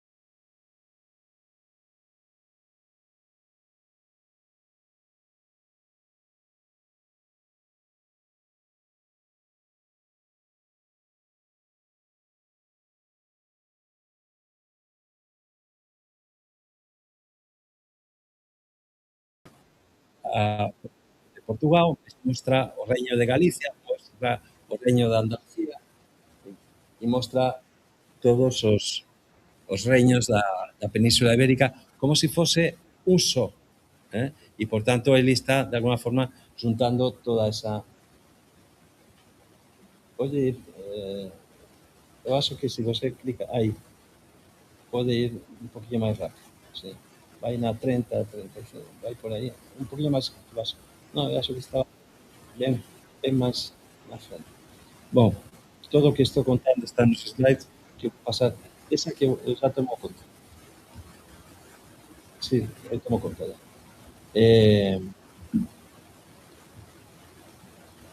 Opa. E já chega, entón, Felipe III, como estaba falando, e o movimento acontece no norte, entre Natal e Belén. Todo ese movimento que estou falando, da ocupación de San Luís, da fundación de Belén, da creación do novo Estado, acontece no norte. Antes estábamos falando do sur, estamos falando de Santos, estamos falando de Río de Janeiro, mas agora non, agora estamos traballando no norte, non? E importante, neste momento, as ordenações filipinas. O IFAN tentou unha candidatura, que foi a candidatura a San Cristóbal, en Sergipe, a Patrimonio Mundial, non sei se foi 2009, 2010, e a primeira intención do IFAN, a candidatura, propuña San Cristóbal por causa do mosteiro de franciscano. Esa foi a iniciativa deles. E aí como chegou e falou, non, eso, mosteros franciscanos no noroeste brasilero, pues este en monte, non? E como as candidaturas a Patrimonio Mundial ten que justificar a excepcionalidade respecto a un contexto geocultural equivalente, eles non conseguiron demostrar eso. Que dirixiu eso? Marcelo Brito? Non? Mas ele ya estaba no ECO. E ele é dese tipo, non?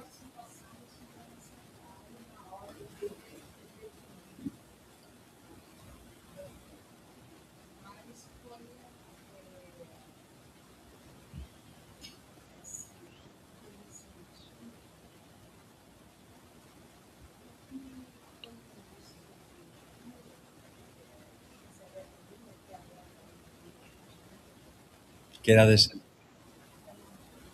Celso Amodio. E cando chega ese conflicto e eles falan que o mosteiro San Francisco non é suficientemente excepcional para justificar unha candidatura a Patrimonio Mundial, eles trocan. E hoxe San Cristóbal é declarado Patrimonio Mundial por seren a primeira aplicación das ordenações filipinas en territorio brasileño. Por tanto, pela regularidade do trazado. Mas outras cidades fundadas anteriormente, como por exemplo ya o Pessoa, ya tiña esa regularidade. Entón, eso ya estaba sendo aplicado. Mas é a primeira vez que acontece con as ordenações filipinas aprobadas. Vocês van ver eso aquí depois. Bom, esas son algunhas das cidades do período e vocês van entender como os aliñamentos producidos entre os diferentes conventos que están chegando no Brasil definen a trama e o trazado principal que hoxe ainda define os conjuntos históricos, moitos deles Patrimonio Mundial. E, por tanto, estáse operando unha operación moito controlada pelos reis para defender as cidades, para levar as ordes religiosas e, ao mesmo tempo, construir unha rede urbana que sella capaz para depois. Un grande amigo meu, Manuel Teixeira, profesor da Universidade Libre de Lisboa, fez esos mapas. Eso está nun libro que se chama Urbanismo Portugués. E ele fala século XVI, século XVII. Por tanto, estamos nesa transición do período da Unión Ibérica. A cidade portuguesa, fundada por Pedro Díaz, que é a cidade de Salvador, e a cidade española. O que vocês están percebendo? A chegada dos 4 conventos, o trazado regular do Pelourinho, todo o trazado regular do Pelourinho, e a expansão, e depois a muralla, e depois já as numerosas fortificações que defenden a cidade, non só aquí, las van a ter, cando chegou, você estaba, non, Jaime? E cando chegou el Cano a Bahía en 2016, ¿no? Que a xente fez aquela ceremonia no Forte de Santa María, ¿no? Ese forte de da Mezquita. E ese forte foi o lugar do desembarco das tropas de Fadrique de Toledo para expulsar os holandeses da cidade de Salvador. Eso vai vir con Felipe IV, mas ya anticipo esa historia, porque eso, como a parte norte da cidade de Salvador é unha parte que nace do período español. Tamén, de repente, a aplicación das leis das ordenações filipinas, que son as mesmas leis. Mas as ordenações filipinas tamén non definen muito claramente que a cidade ten que ser regular, ou a cidade ten que ser formada. Ela define a chegada das ordens religiosas, dos conventos, de como a cidade ten que ser regular e do que ten que acontecer no espazo público, mas non traballan, non ten normas especificamente arquitectónicas, non? Esa é a cidade de San Cristóbal, é regular, sí, mas non é tan española se você considera que ten que ter cuadras cuadradas, e esas cuadras non son perfectamente cuadradas, e mas ten esa tendencia regular que fala sempre Néstor Rular, non? Que falaba sempre de Néstor Rular. Esa é a cidade de Salvador, o convento de San Bento.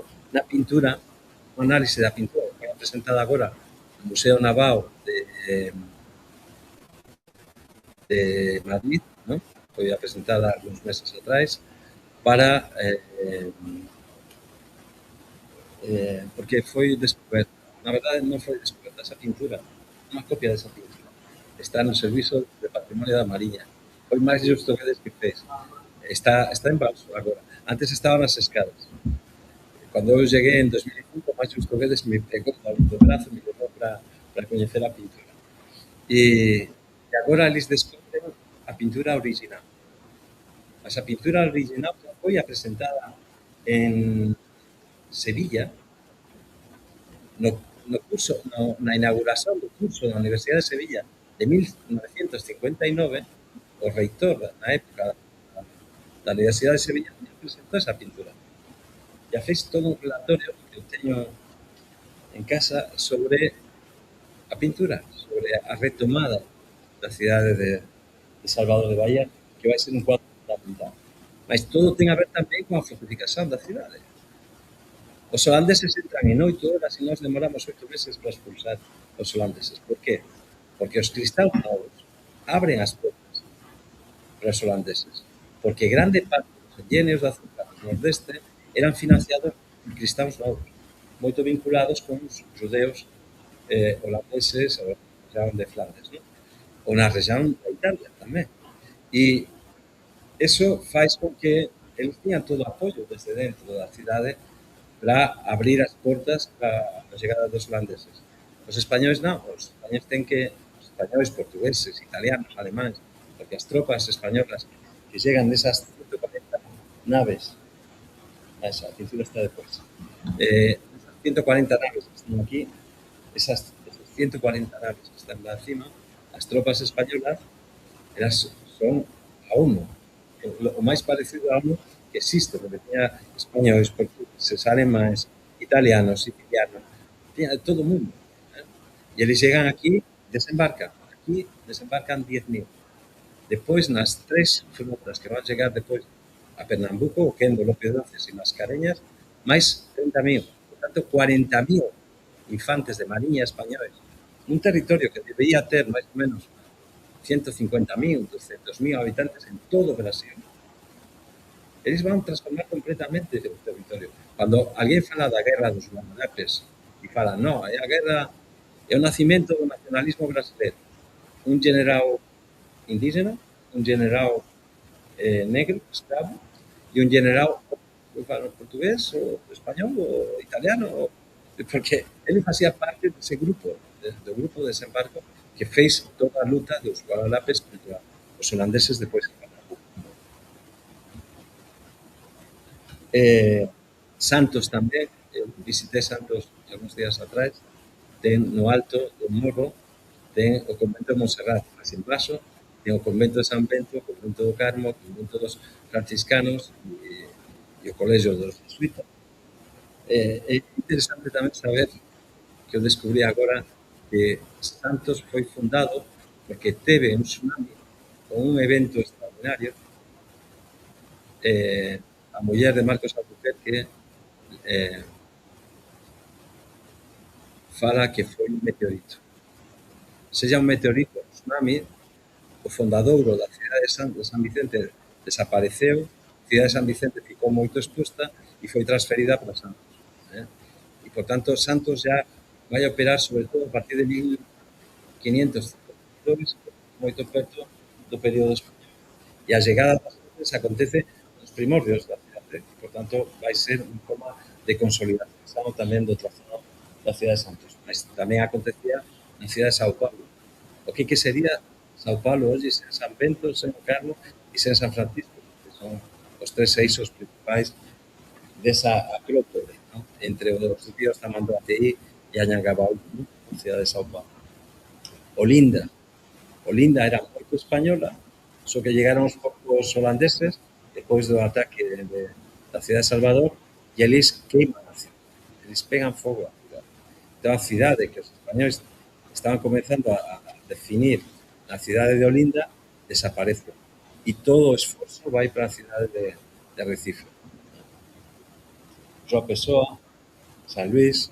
San Luis, a parte francesa, é aquela outra acrópole, que é unha colina que fica na parte alta, e esas 9 cuadradas, perfectamente cuadradas, que ainda existen até hoxe, mesmo con unha topografía un pouco variável, mas elas son do período español, e o propio Francisco da Frías da Metruta, que faz a fundación da cidade, ele fala, eu fundo a cidade a España.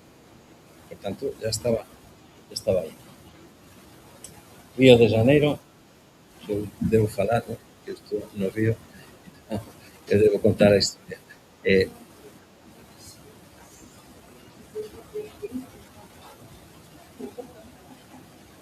Mas a gente vai se ver en Milenio e te conto a segunda parte.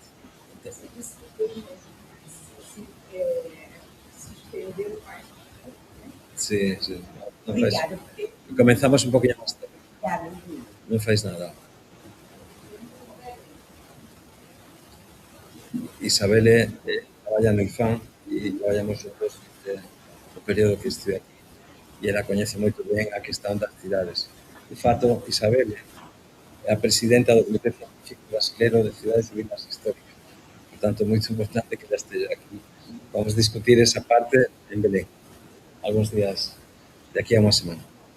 Río de Janeiro, do Morro do Castelo, e ali pasa a baixada e comeza a regularidade, a extensão de río, pegando como foco o convento de San Bento. O convento de San Bento, o convento de Santo Antonio que fica encima, o convento do Carmo que fica na rúa directa ao lado da Praza 15.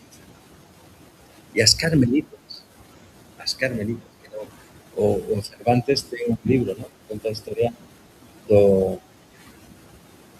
Que conta a historia oi, eu fiz alguma coisa errada.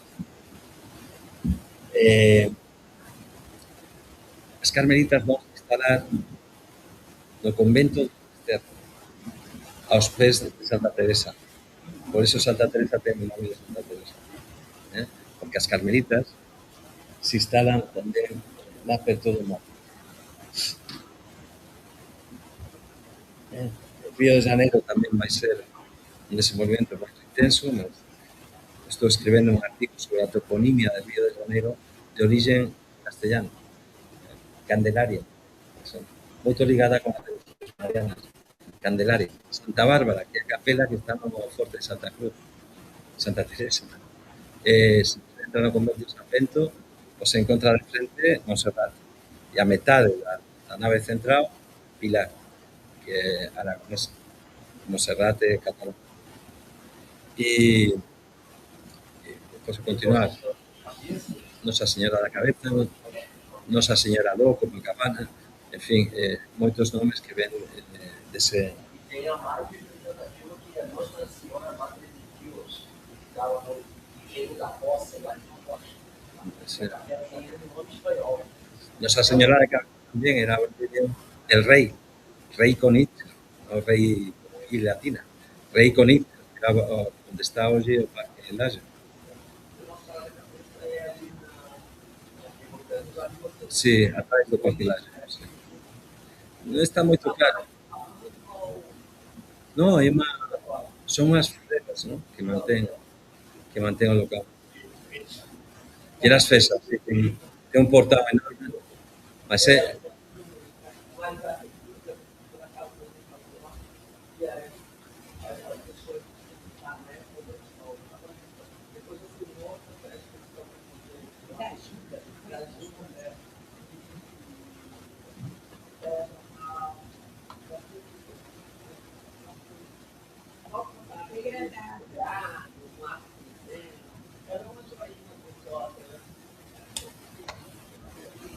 É a capela máis antiga, que eu saiba, de Río, e alén de todo é paulista, ten un alpendre á frente. O que fais de lá un caso muito especial. Por eso eu falo ás veces, máis que o coñezo, non falo tanto quanto, por exemplo, Candelaria. Candelaria é moito obvio. Eran dois caras de Ávila que chegaron aquí, eles naufragan, e eles facen unha capela, homenaxen para agradecer pela salvación. E aí que nace Candelaria. Non sei, está escrito na placa interior. Es Canaria, entón. Non, mas non. Non, eu acho que eran de Ávila. Mas está escrito na placa, é moito fácil. Pois entra na Candelaria, na porta principal, acima, está escrito, só que está tan alto que non dá para ver, ás veces. Entón, é cosa confundir, mas, sí, moitas desas devocións nacen, non sei se Candelaria é de Canarias, mas elas se transferen das Islas Atlánticas. Mas elas, a origen, de repente, está na península, depois vas a laguna, ¿no? Porque a laguna, ¿no? De Tenerife. Sí, pero de la laguna, Mm. Xeta de Canarias. A Xeta que Canario, todo pasa por aí. A música, por exemplo.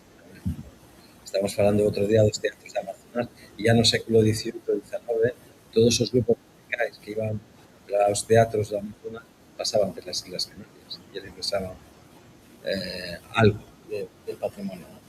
Nese período de primeiro dos fortes se chama Relação das Plantas Fortes do Brasil, encarregado por Felipe II, executado por Felipe III, obra de Diego Moreno, mas os diseños son de Joao Teixeira Bernás, que é o fillo de Luis Teixeira, que é os Atlas do Brasil. E esas son as fortificacións, esas son todas as fortificacións do Brasil. O que acontece durante ese período? Primeiro, se fortifica sistemáticamente toda a costa, se fortifica sistemáticamente todas as bahías, e iso faz con que a fortificación brasileira entre no conjunto da fortificación ibérica. Esos son os fortes construídos durante todo o período, mas iso faz con que Brasil está dentro dese sistema, que é o sistema de fortificación do Imperio Hispano-Románico, que é un sistema, son millares de fortificacións, con todos os engenheiros. Faz parte da defesa do Imperio, faz parte da defesa imperial. Non é só para o Brasil, non é pensado apenas para o Brasil, é pensado como unha parte do sistema de defesa imperial. E ten un caso moito especial que son as misoas. As misoas non ten regularidade ou organicidade como as cidades portuguesas españolas ou as cidades ibéricas, como estou querendo defender, mas as misoas ten a ver corpo de Cristo, ¿no? E os brazos que divide o territorio divino do territorio humano na cabeza de igrexa, no brazo izquierdo ou direito, as veces, ten o cotizazo, que é o centro de asistencia social, e do outro lado ten dos jesuitas. Na parte de trás, con o ceo, ten o horto, ten o jardín, que é unha forma de conexión con Deus, que é algo moito bonito, que se está falando, a natureza, que conecta con o divino. Na parte de baixo, ten algúns elementos típicos, característicos da España, que son as capelas postas, que van a aparecer, por exemplo, no México, e que aparecen aquí na arquitectura jesuítica, e depois ten o matadero, como se dice? Matador. Ten o matador, ten a torre de fumo, para facer sinais entre as diferentes. Ten unha serie de elementos, equipamentos que les vas repetindo misa por misa. Ese sería o primeiro atlas do Brasil. Primeiro ten o mapa de Luis Teixeira, en 1576, o mapa do fillo, Joao Teixeira Bernás, que é o primeiro atlas do Brasil, e o segundo atlas do Brasil vai ser do neto, que é Joao Teixeira Bernás II, que é ese daqui. Mais do lado direito ten as imaxes en perspectiva, en voz de páxaro, de Pedro Teixeira, o irmão, de toda a Península Ibérica, que son eses mapas da Península Ibérica que os pasan moito as ordenações filipinas. Já falei, e é importante nese período tamén a creación do primeiro tribunal, que é o Tribunal da Atrasación de Bahía de 1609. Então, a justicia, de alguma forma, chega a Brasil. E todo o sistema legal das ordenações filipinas que afecta ao direito civil, administrativo e penal até o século XX, máis ou menos, vai chegar e vai se instalar no país. Llegan as primeiras visitações, que já tinha acontecido. A primeira visitação acontece en 1595 con Felipe II. Dúas outras visitações de 1618 e 1620. E o Brasil já recebe a Inquisición. Isso é moito importante tamén, porque o Brasil era unha especie de refugio para os cristãos novos que non querían manter a religión deles, que querían manter a religión deles. E a chegada dos españoles falaron, non, até aquí, vamos parar. Se você é cristão novo, ten que manter o seu culto. E esas tribunais inquisitoriais que non afectan nunca aos indígenas, estaba prohibido que a Inquisición tomase conta dos indígenas, toman conta dos novos que non estaban mantendo o culto, entre os quais todos os judeus que estaban financiando os engenhos de azúcar do nordeste. Por eso, a moeda principal non vai ser o tostão, que era a moeda portuguesa, vai ser o real. Ainda hoxe dá nome á moeda brasileira. E o real de A8 é aplicado sobre todo, principalmente, porque ele é máis barato, ele é máis seguro. O tostão non é tan seguro quanto o de A8 que está nos Estados Unidos, que está na China, que está nas Filipinas, que está na Arabia Saudí, que utilizan todo o mundo unha moeda universal. Eso provoca unha explosión económica enorme durante o período, non? Mas esa liña que dese período, do período español, sería esa parte do sur, non? Cando dese a liña é pela chegada dos holandeses. E a chegada dos holandeses en Salvador e a chegada dos holandeses en Pernambuco. Então, a economía do cai. Por qué? Porque eles non controlan todo o territorio. Eles queren controlar todo o territorio, mas parte do territorio, o territorio máis separado das cidades capitais, non é controlado por eles. E despois ten todos os fornos, esas tecnologías de outros territorios españoles para o Brasil, e unha que está moito interesante, a caza da baleia, que depois vai ser moito importante no Brasil até meados do século XX, no? Inicio do século XX. Ela chega da mão duns navegantes vascos, que son os urrutianos. E a primeira chegada da caza da baleia acontece en Salvador de Bahía. E unha economía que vai se juntar con a economía do azúcar, a economía do Brasil, e vai facer esa explosión económica que acontece durante o período. Impresionante a que están os enxenios do azúcar, sobre todo os holandeses que deseñan. Ese un mapa holandés que mostra os enxenios de azúcar entre Natal e sería entre Natal e João Pessoa. E o mesmo mapa feito pelos João Teixeira, pelos cartógrafos portugueses, as ordes dos reis da España. E iso vai crear unha serie de sistemas económicos interligados, que son os enxenios no entorno das bahías das bahías capitais e dos portos onde poden ser explorados, ¿no? Extraídos, escoados, pode ser escoado o azúcar. A questão da moeda, e xa chega Felipe IV. Felipe IV está focado exclusivamente na questão dos holandeses, porque ele pega a coroa en 1621, tudo ben, o nordeste já funciona, o norte já funciona, o sul já funciona, e o problema dele é que llega aos holandeses e toman conta de Salvador, primeiro, e toman conta de Pernambuco depois, ¿no? Nese momento, 1635, se faz o primeiro atlas da Península Ibérica, Pedro Teixeira, que é o irmán de João Teixeira Ordinar, e acontece a chegada. Esas pinturas, a primeira é de Antonio Maín, está no Museo do Prado, a segunda é de João Teixeira Ordinar, e a terceira, Juan de la Corte, parece, non é muito claro quen é o autor. A visitación se faz Paco Fadrique de Toledo, porque ele vai ter conflito con Coroa, etc. Mas esa é a cultura de Salvador de Bahía que mellor explica o estado da cidade. Unha cidade estaba ya construída en 1625, mas explica tamén como funciona o ataque ibérico, o hispánico, das tropas hispánicas, porque ten unha importante frota portuguesa tamén dentro da frota do resgate, ¿no? Da recuperación. Os franceses van ocupar todos estes espacios, ¿no?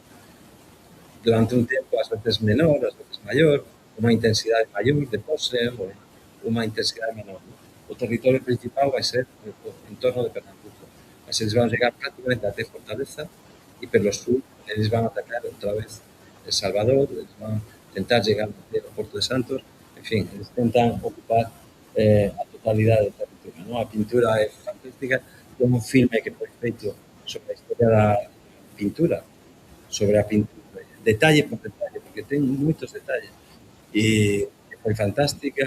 O CEB, o Centro de Estudos Brasileiros, fez un estudo da pintura e da historia que acompaña a pintura que foi moito interesante tamén. E, por tanto, eu acho que un punto de referimento vai ser ya no punto final, 1624. Estamos moito perto da restauración de João IV. Eu preciso falar porque non posso non falar, mas o proxecto urbanístico dos holandeses é fantástico. Eles copian a cidade de Amsterdam. Por iso que de repente é tan coñecido o período holandés e menos coñecido o período español, porque alén de facer un urbanismo espectacular, eles viñan para ficar tamén, eran que os españoles, ¿no? Eles querían ficar e querían fortalecer os territorios atlánticos, mas ao mesmo tempo eles comezan a facer levantamentos botánicos, naturalísticos, en fin, eles intentan comprender os territorios que eles están ocupando, ¿no? E todo eso fica. E do lado español non ten tanta información. Ten, mas é unha información menos elaborada, menos adiantada. Ten as leis de defensa dos indios, que eu falo sempre, os reis españoles estaban en contacto directo con os jesuítas. E os jesuítas comezan a falar os problemas con os bandeirantes e os reis españoles pasan máis de 45 decretos, en palabras de José Manuel Santos, da CEP, eles facen máis de 45, eu encontré 5 ou 6, mas ele fala que ten máis de 40 decretos en defensa dos indios, apoiando aos jesuítas, até o punto que eles, os reis da España, permiten que os jesuítas formen na guerra aos indios. A batalla, a última do filme A Misión, é unha batalla de españoles e portugueses contra jesuítas e indios. Non é España e Portugal, non estamos brigando por a frontera ya foi decidida, o Tratado de Madrid ya está, e eles están brigando por expulsar aos povos indígenas que estaban do lado, aos 30 povos das Misións, regularizar os 30 povos da Misión. E ten unha batalla, eu gosto de contar que é a batalla de Bororé, que acontece en 1641, entre jesuítas indios e bandeirantes indios. 100 canoas jesuíticas contra 300 canoas de bandeirantes e gañan aos jesuítas. No día seguinte son expulsos da Cámara de São Paulo que eles mesmos fundaron, da cidade de São Paulo que eles mesmos fundaron. Por tanto, o conflicto vai ser un conflicto prácticamente permanente. E iso eu descubrí agora, estuve en Belén en 2023, que é a questão dos pesos e medidas. O mercado Ver-o-Peso, que é o patrimonio amazónico máis importante que ten recoñecido o Brasil no norte, na región norte, foi mandado fundar por Felipe IV. Porque nós precisábamos medir todo o que a xente ia comerciar na Europa, en outros mercados, ¿no? E cando eu comecei a entender a fundación do mercado do Ver-o-Peso, que acontece en 1625, e depois o mercado do peso de Medina del Campo, que é un dos mercados máis globais da política española, do Imperio Hispánico, eu descubrí que a Casa do Azul, eu acho que ten unha slide, a Casa do Azul, no Río de Janeiro, fundada en 1609, e a Casa da Balanza, que sería o equivalente ao mercado europeo, é fundada en 1635. Por tanto, aínda dentro do período de Felipe IV. É unha tendencia que a Coroa dice todos os niveis de gobernanza, desde a que está religiosa até a que están das leis, até a que están económica, até a que están dos pesos e medidas como é o caso. Estou ya finalizando, eu acho, por tanto, gracias a Deus, vocês vão poder descansar un pouco porque é moito comprida esa palestra, eu quero falar do que eu descubrí, ¿no? É o mercado europeo, por tanto, é un patrimonio pegada da obra española no Brasil, unha importante pegada da obra española. A partir de aí, de 1640, até prácticamente os tratados finais, que son o Tratado de Madrid, San Ildefonso e el Pardo, van a acontecer as bandeiras, van a acontecer as monzones, a liña de Tordesillas vaise desfacer, vaise de construir, eu falo de construción da liña de Tordesillas, porque a liña de Tordesillas vai ser aos poucos tomada.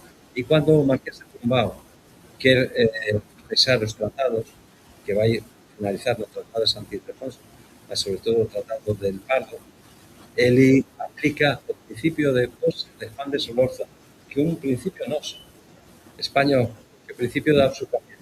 Se você está, você é o dono. E, por tanto, ele vai ocupando todos os que os jesuítas tiñan fundado, por exemplo, no Amazonas, Mainas, toda aquela región, e vai, de alguma forma, transformando os nomes e colocando portugueses naqueles territorios, ele vai ocupando Amazonas até aguas por cima de Manaus.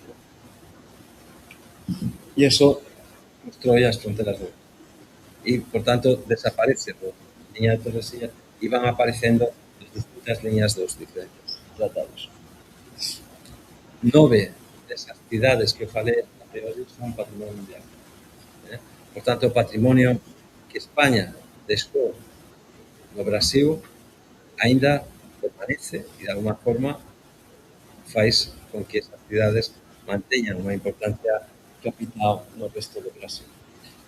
Eu vou falar, ya falamos un pouco das devociones marianas que aparecen en Río, que aparecen en Salvador, que aparecen en Santana de Parnaíba, que aparecen por todos lados, ¿no?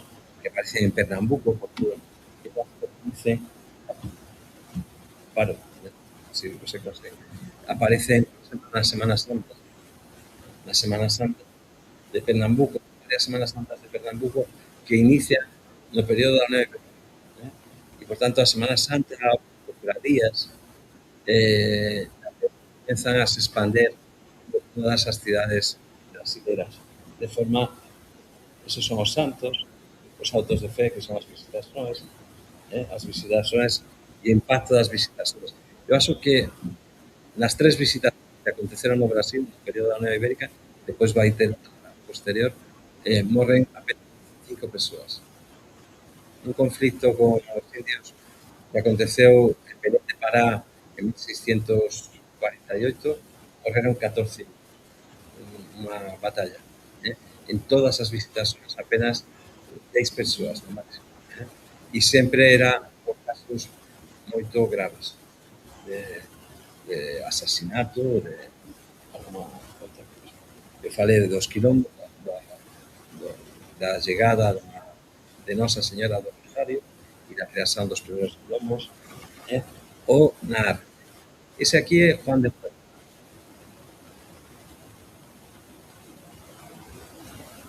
E esa aquí é unha escultura que eu encontré en Belén de Pará, no viaxe que eu fiz en 2023, sen data e sen autor. Vocês ven esa aquí, vocês ven esa outra aquí. E eu falo, non será que ten algo a ver? Non será que ten algún tipo de relación? ¿No? As Semanas Santas, eso é Pernambuco, Nova Jerusalén. Esa é Mariana, esa é Tiradentes. Todas esas nacen máis ou menos entre 1595 e 1640, justamente durante o período español. E elas se ten até hoxe. Eu falo que o impacto da chegada das religiosas no Brasil, mesmo que o IHGB tenha um número especial para falar das cofradias e das ordens religiosas no Brasil, mas eu acho que non liga con a questão da Unión Ibérica. Por tanto, é unha historia que contada de forma global en todo o Brasil, de unha forma continua. Mas quen lea eso no contexto da Unión Ibérica vai entender que ten moito a ver con a chegada das ordens religiosas e, por tanto, desa catolicidade hispánica. Eu acho que ya foi... eu sempre finalizo con esa imaxe que Congonhas, Patrimonio Mundial tamén, e con un pedazo do libro Sal de Ferro de Pedro Martínez, que fala que Minas Gerais é máis cervantina que campaniana. O vermello de Sevilla é parecido con o vermello das terras do interior de Minas Gerais. ¿No?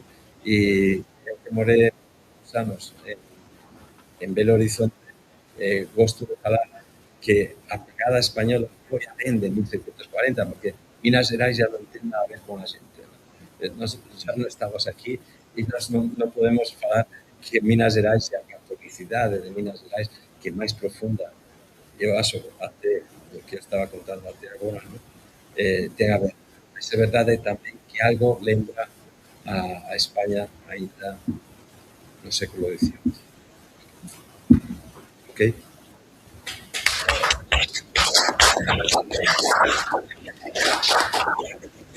Somos poucos, temos tempo, se vocês querem, eu polo menos Eu queria primeiro agradecer essa palestra espetacular que você fez, um grande papel dessa influência histórica no Brasil, que de alguma maneira junta um seminário que nós tivemos aqui sobre as missões jesuíticas, não sei se os senhores têm, né? E que o presidente do Instituto Histórico do Rio Grande do Sul mostrou, né, as missões guaraníticas, aliás, nos 400 anos das missões, e que ele mostrou como aquela carta do Brasil não era portuguesa, era espanhola.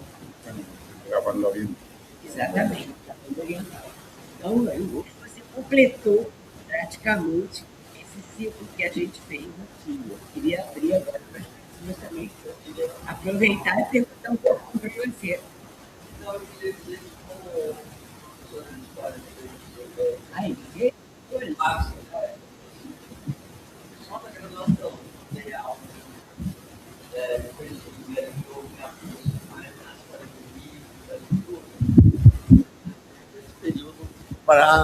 por causa da minha tese e tudo mais. Mas isso me levou também a muitas leituras de autores espanhóis em geral, porque a história do livro também é a história de Espanha, né? E também de Portugal. E eu estou muito agradecida, né, de ter tido essa bela e completa revisão de um panorama que eu, como estudiosa de Península Ibérica, não tinha me ocorrido juntar de uma forma tão harmoniosa como o senhor fez. Então, é um agradecimento que eu faço, porque realmente, para mim, eu anotei bastante coisa e então, aguardo o livro, porque é muito importante. Agradeço. Cervantes vai distribuir. Ainda não está. Está faltando nada. Eso fue culpa mía. Me disculpo. O libro ya está casi pronto, está al 95%. A distribución vai ser feita a través de Héroes de Cavite, sobre todo para controlar as descargas, ver quién descarga, de dónde que le descarga, ¿no? Estará en la página de Héroes de Cavite. Sí, mandaremos os links para que vocês distribuan. Os Cervantes, porque eu já fiz esa palestra en Curitiba, en Sao Paulo, en USP, con apoio do Cervantes, do Instituto Histórico e Geográfico de San Vicente, que foi moito simpático, foi moito próximo, até porque San Vicente é unha ficha importante dentro dese quebracabezas. Eu vou facer agora en Belén. Ai, mas porque é uma completa ficha esse panorama. Não, já fiz. No Rio Grande do Sul. Curiosamente, ele acabou a palestra falando exatamente na guerra, como você acabou. Falando na guerra, que acabou E assim, sim. Falou, inclusive, na lenda de São José, falou que coisa, era muito mais espanhol do que português. Sim, e eu faço parte do comitê gestor das missões guaranis. Somos a sociedade civil organizada, mais de 400 pessoas. O comitê gestor das missões guaranis, que é um patrimônio mundial, tem mais de 400 pessoas dos 3 países que forman parte das missões. E eu participo já faz mais de 10 anos. Mas tem um grupo muito interessante no Brasil que se chama o CBPM, que depende da CNM, da Comissão Nacional de Municípios, da CNM, e que se chama Organização de Cidades Patrimônio Mundial do Brasil. E eles estão trabalhando com caramba, eles estão fazendo, por exemplo, agora todos os centros de interpretação das cidades Patrimônio Mundial no Brasil. E com eles, eu apresentei mais ou menos esse projeto em Salvador, em Rio Grande do Sul, porque o presidente da CBPM de Rio Grande do Sul, e falamos também do chamate, já podemos falar do chamate, que foram os jesuítas já no século XVIII, porque demoraram para encontrar o sistema para poder reproduzir o chamate, e depois aproveitaram bem, começaram a vender o chamate em todas as fazendas que eles tinham lá no sul, começaram a produzir e a vender o chamate para o mundo. E, portanto, sim, Rio Grande do Sul é uma peça fundamental porque é a conexão entre os dois mundos, o mundo castelhano e o mundo português. Mais alguma questão? Eu vou fazer uma política mesmo do relato. A pessoa estava falando dos Estados Unidos, quando ele mostrou esse maravilhoso fazendo,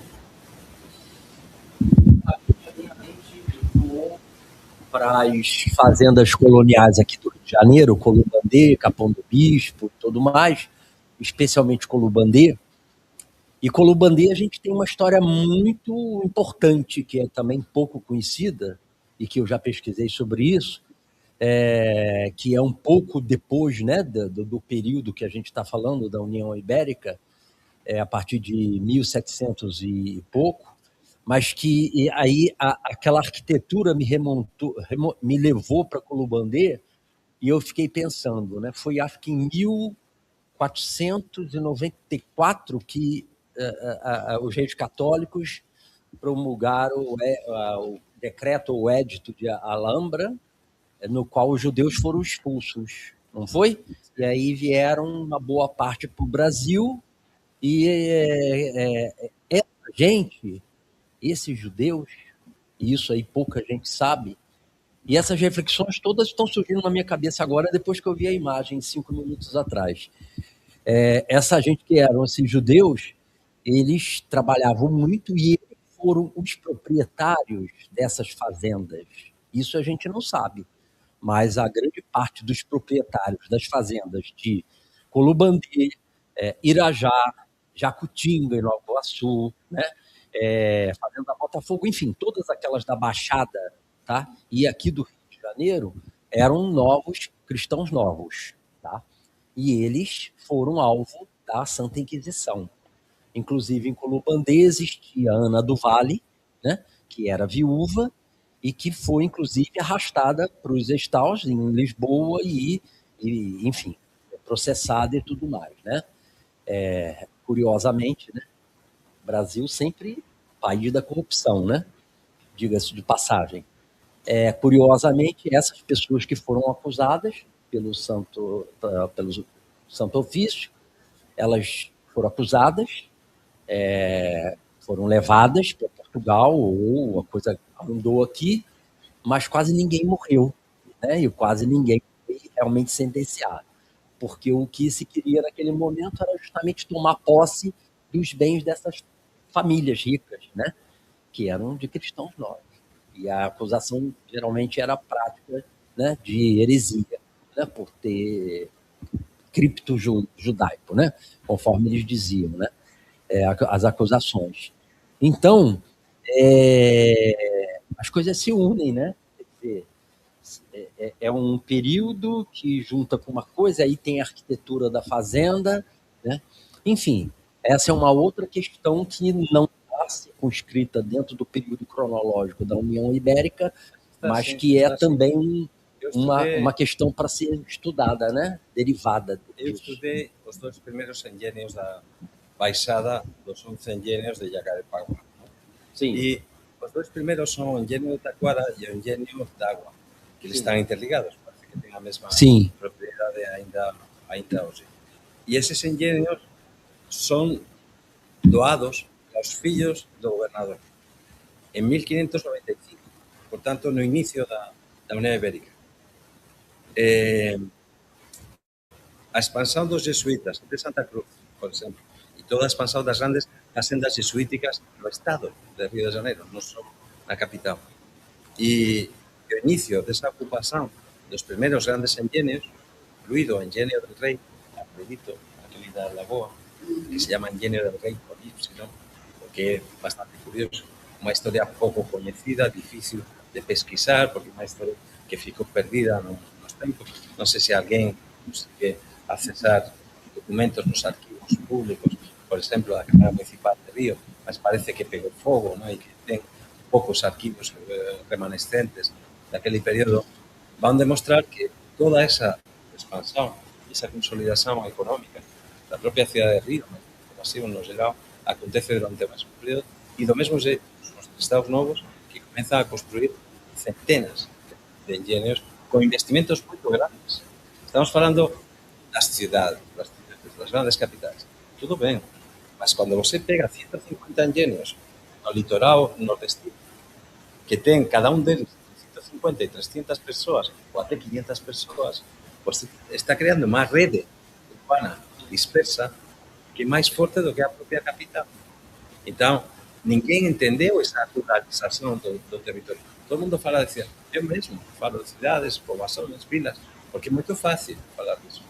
Mas é moito máis difícil você falar do impacto dos enxenios no territorio, que é o que levanta o interese dos holandeses, para que eles veñan para o Brasil, tomen Salvador e depois Pernambuco. E iso ten que ser moito ben comprendido, porque esa é a esencia económica do período non é a realidade capital de Salvador.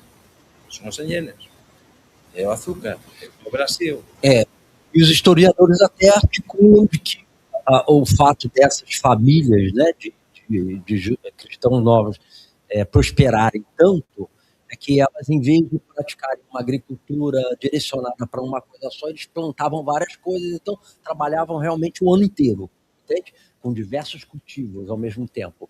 E aí era possível fazer uma grande fortuna, né, porque não tinha aquele período de esperar a plantação crescer, porque eles já estavam com outro cultivo, né? E aí reuniram muito dinheiro, e aí chamou a atenção, né? E aí vieram e acusaram, tomaram, e essas pessoas então tinham que assumir o hábito, doavam toda a sua fortuna, né, para a igreja, para o Estado, e vestiam o hábito, quer dizer, perdiam a fortuna, mas também não morriam, né? Eu vou sugerir uma hipótese. Isso não é uma realidade, não vi documento nenhum, não existe em lugar nenhum, mas o filho de Antônio Prior de Crato, Manuel, casou com uma princesa de Nassau.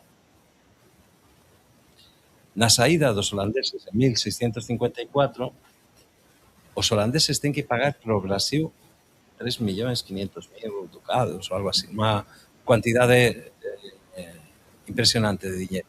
Por quê? Por que os holandeses têm que pagar para os portugueses? Por quê?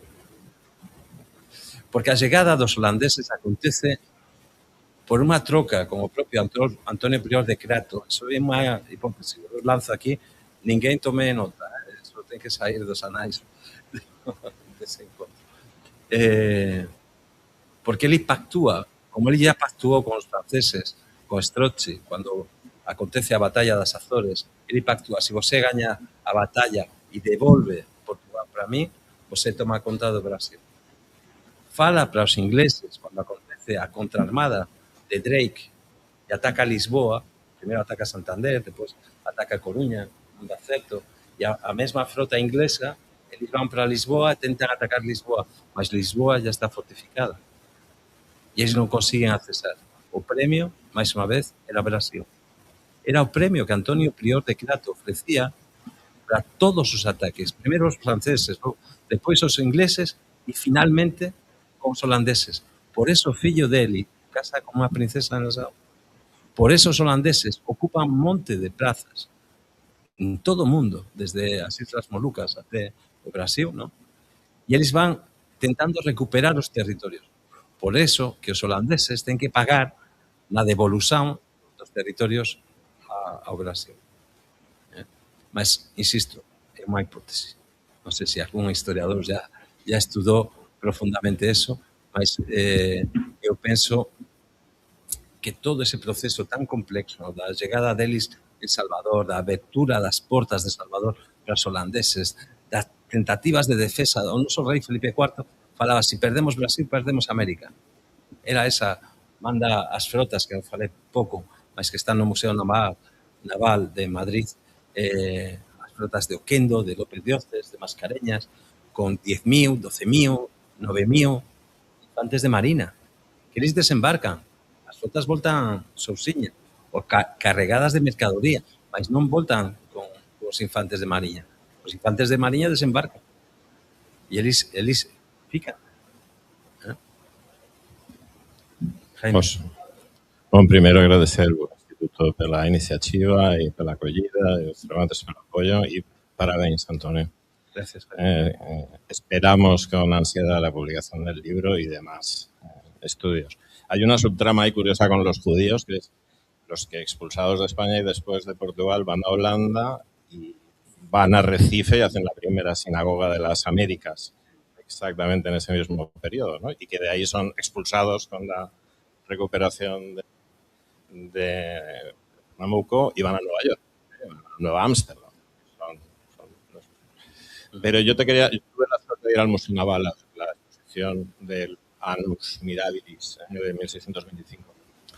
El trabajo con el cuadro y ese vídeo maravilloso que recomiendo a todo el mundo, se puede acceder seguro por YouTube.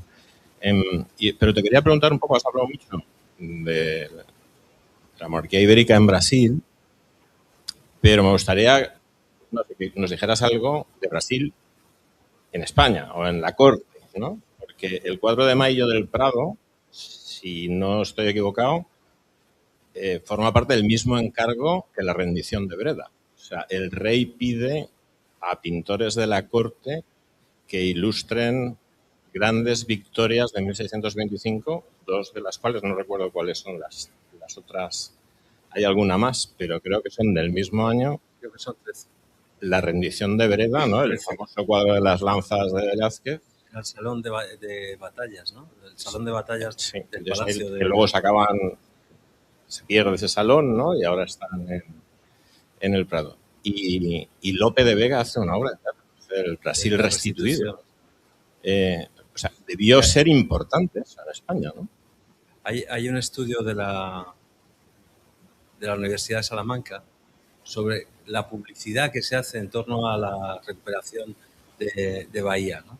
Primero, la publicidad que se hace de la toma de Bahía por parte de los holandeses, que se publican. Los holandeses son especialistas en marketing, ya lo eran entonces, ¿no? Entonces, llenan Europa esas noticias, pero también las noticias de la restauración, ¿no? Y las noticias de la restauración que van desde una obra de teatro de Lope de Vega, muy famosa, pero también hay una obra de teatro de un portugués, que no me acuerdo ahora el nombre, o sea, no es la única obra de teatro que se hace. Para España esa batalla fue crucial, ¿no? España apostó por Brasil. Yo creo que apostó decididamente por Brasil, desde Felipe II hasta Felipe IV, ¿no? Pero también apostó por mantener el Tratado de Tomar y, por tanto, por dejar Brasil en manos de los portugueses, lo mismo que estábamos haciendo con todos los indios mesoamericanos, tlaxcaltecas, otomís, purépechas, mayas, que les estábamos dejando que entraran en el gobierno de sus territorios, ¿no? Pues aquí se dejaba que los portugueses trabajaran en el gobierno de sus territorios. Lo único que se hacían leyes que por encima de esas decisiones regulaban la vida pública, ¿no? Y la vida administrativa, y cómo se tenían que hacer las fortificaciones y cómo se tenía que establecer los tribunales de justicia, etcétera, ¿no? Pero hay una cierta autonomía. Muchas veces cuando hago esta conferencia me preguntan finalmente, bueno, ¿y por qué Brasil se vuelve hacia Portugal otra vez? Porque incluso el estado de Gran Maranhão, como lo hemos dicho, lo ha fundado Felipe IV. No es una fundación portuguesa, es una fundación filipina, es una fundación del periodo filipino. Yo creo que es por dos cuestiones. Primero, por la cuestión que acaba de comentar Claudio y que he comentado yo sobre el tema de los cristianos nuevos. Es que a los cristianos nuevos no les interesa. O sea, claramente no les interesa. Segundo, no les interesa por un tema religioso, de libertad religiosa. Y la primera mezquita que yo la visité en Recife, un gran amigo mío que murió estos días, Christopher Seller, decía que fue en Igarasú, que la primera mezquita no fue la de Recife, que hubo una primera en Igarasú, en la isla de Itamaracá, la isla norte de Pernambuco, ¿no? Donde está el fuerte de Orange. Primera mezquita, sinagoga, perdón. Sinagoga, sí. Además, es muy divertido que descubre esas sinagogas Marcos Albuquerque. Sí. Y tienen que llegar 5, ¿cómo se llaman? Los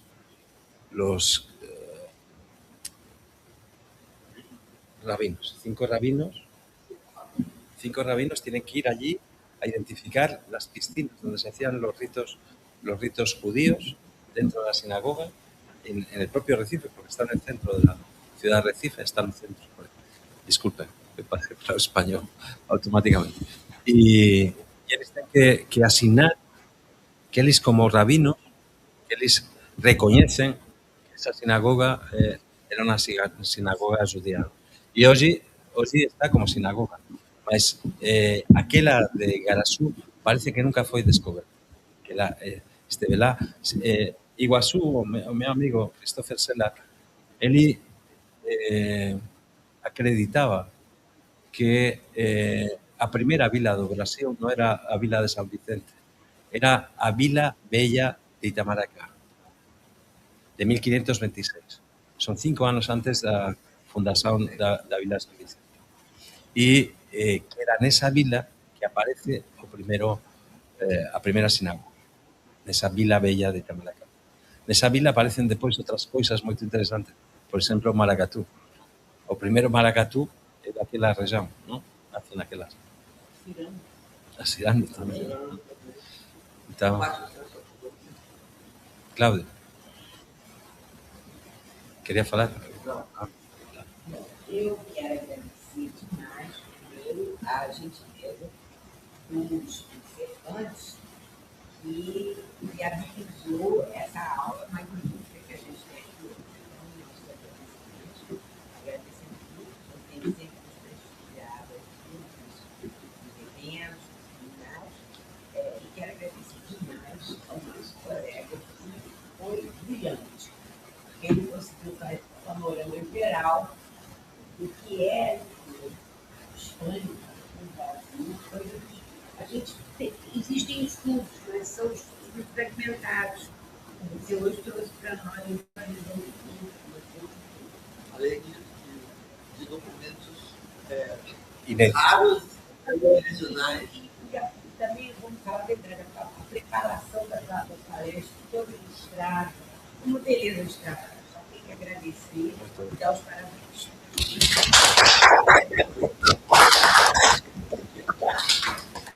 Bom, eu queria só dar vários desafios. Nós teremos na semana que vem uma palestra da nossa freira, né? Doutora Lídia Trindade, que vai apresentar o trabalho dela sobre a pandemia da Covid-19, né? O trabalho realizado do livro Ainda há Tempo, a pandemia da Covid e a transformação do mundo. E no dia 26 de agosto começa o colóquio do evento do CHEC, História e Memória. É uma história geográfica de Minas Gerais, apoiada pelo Histórico Geográfico de Goiás. Então, uma festa de história.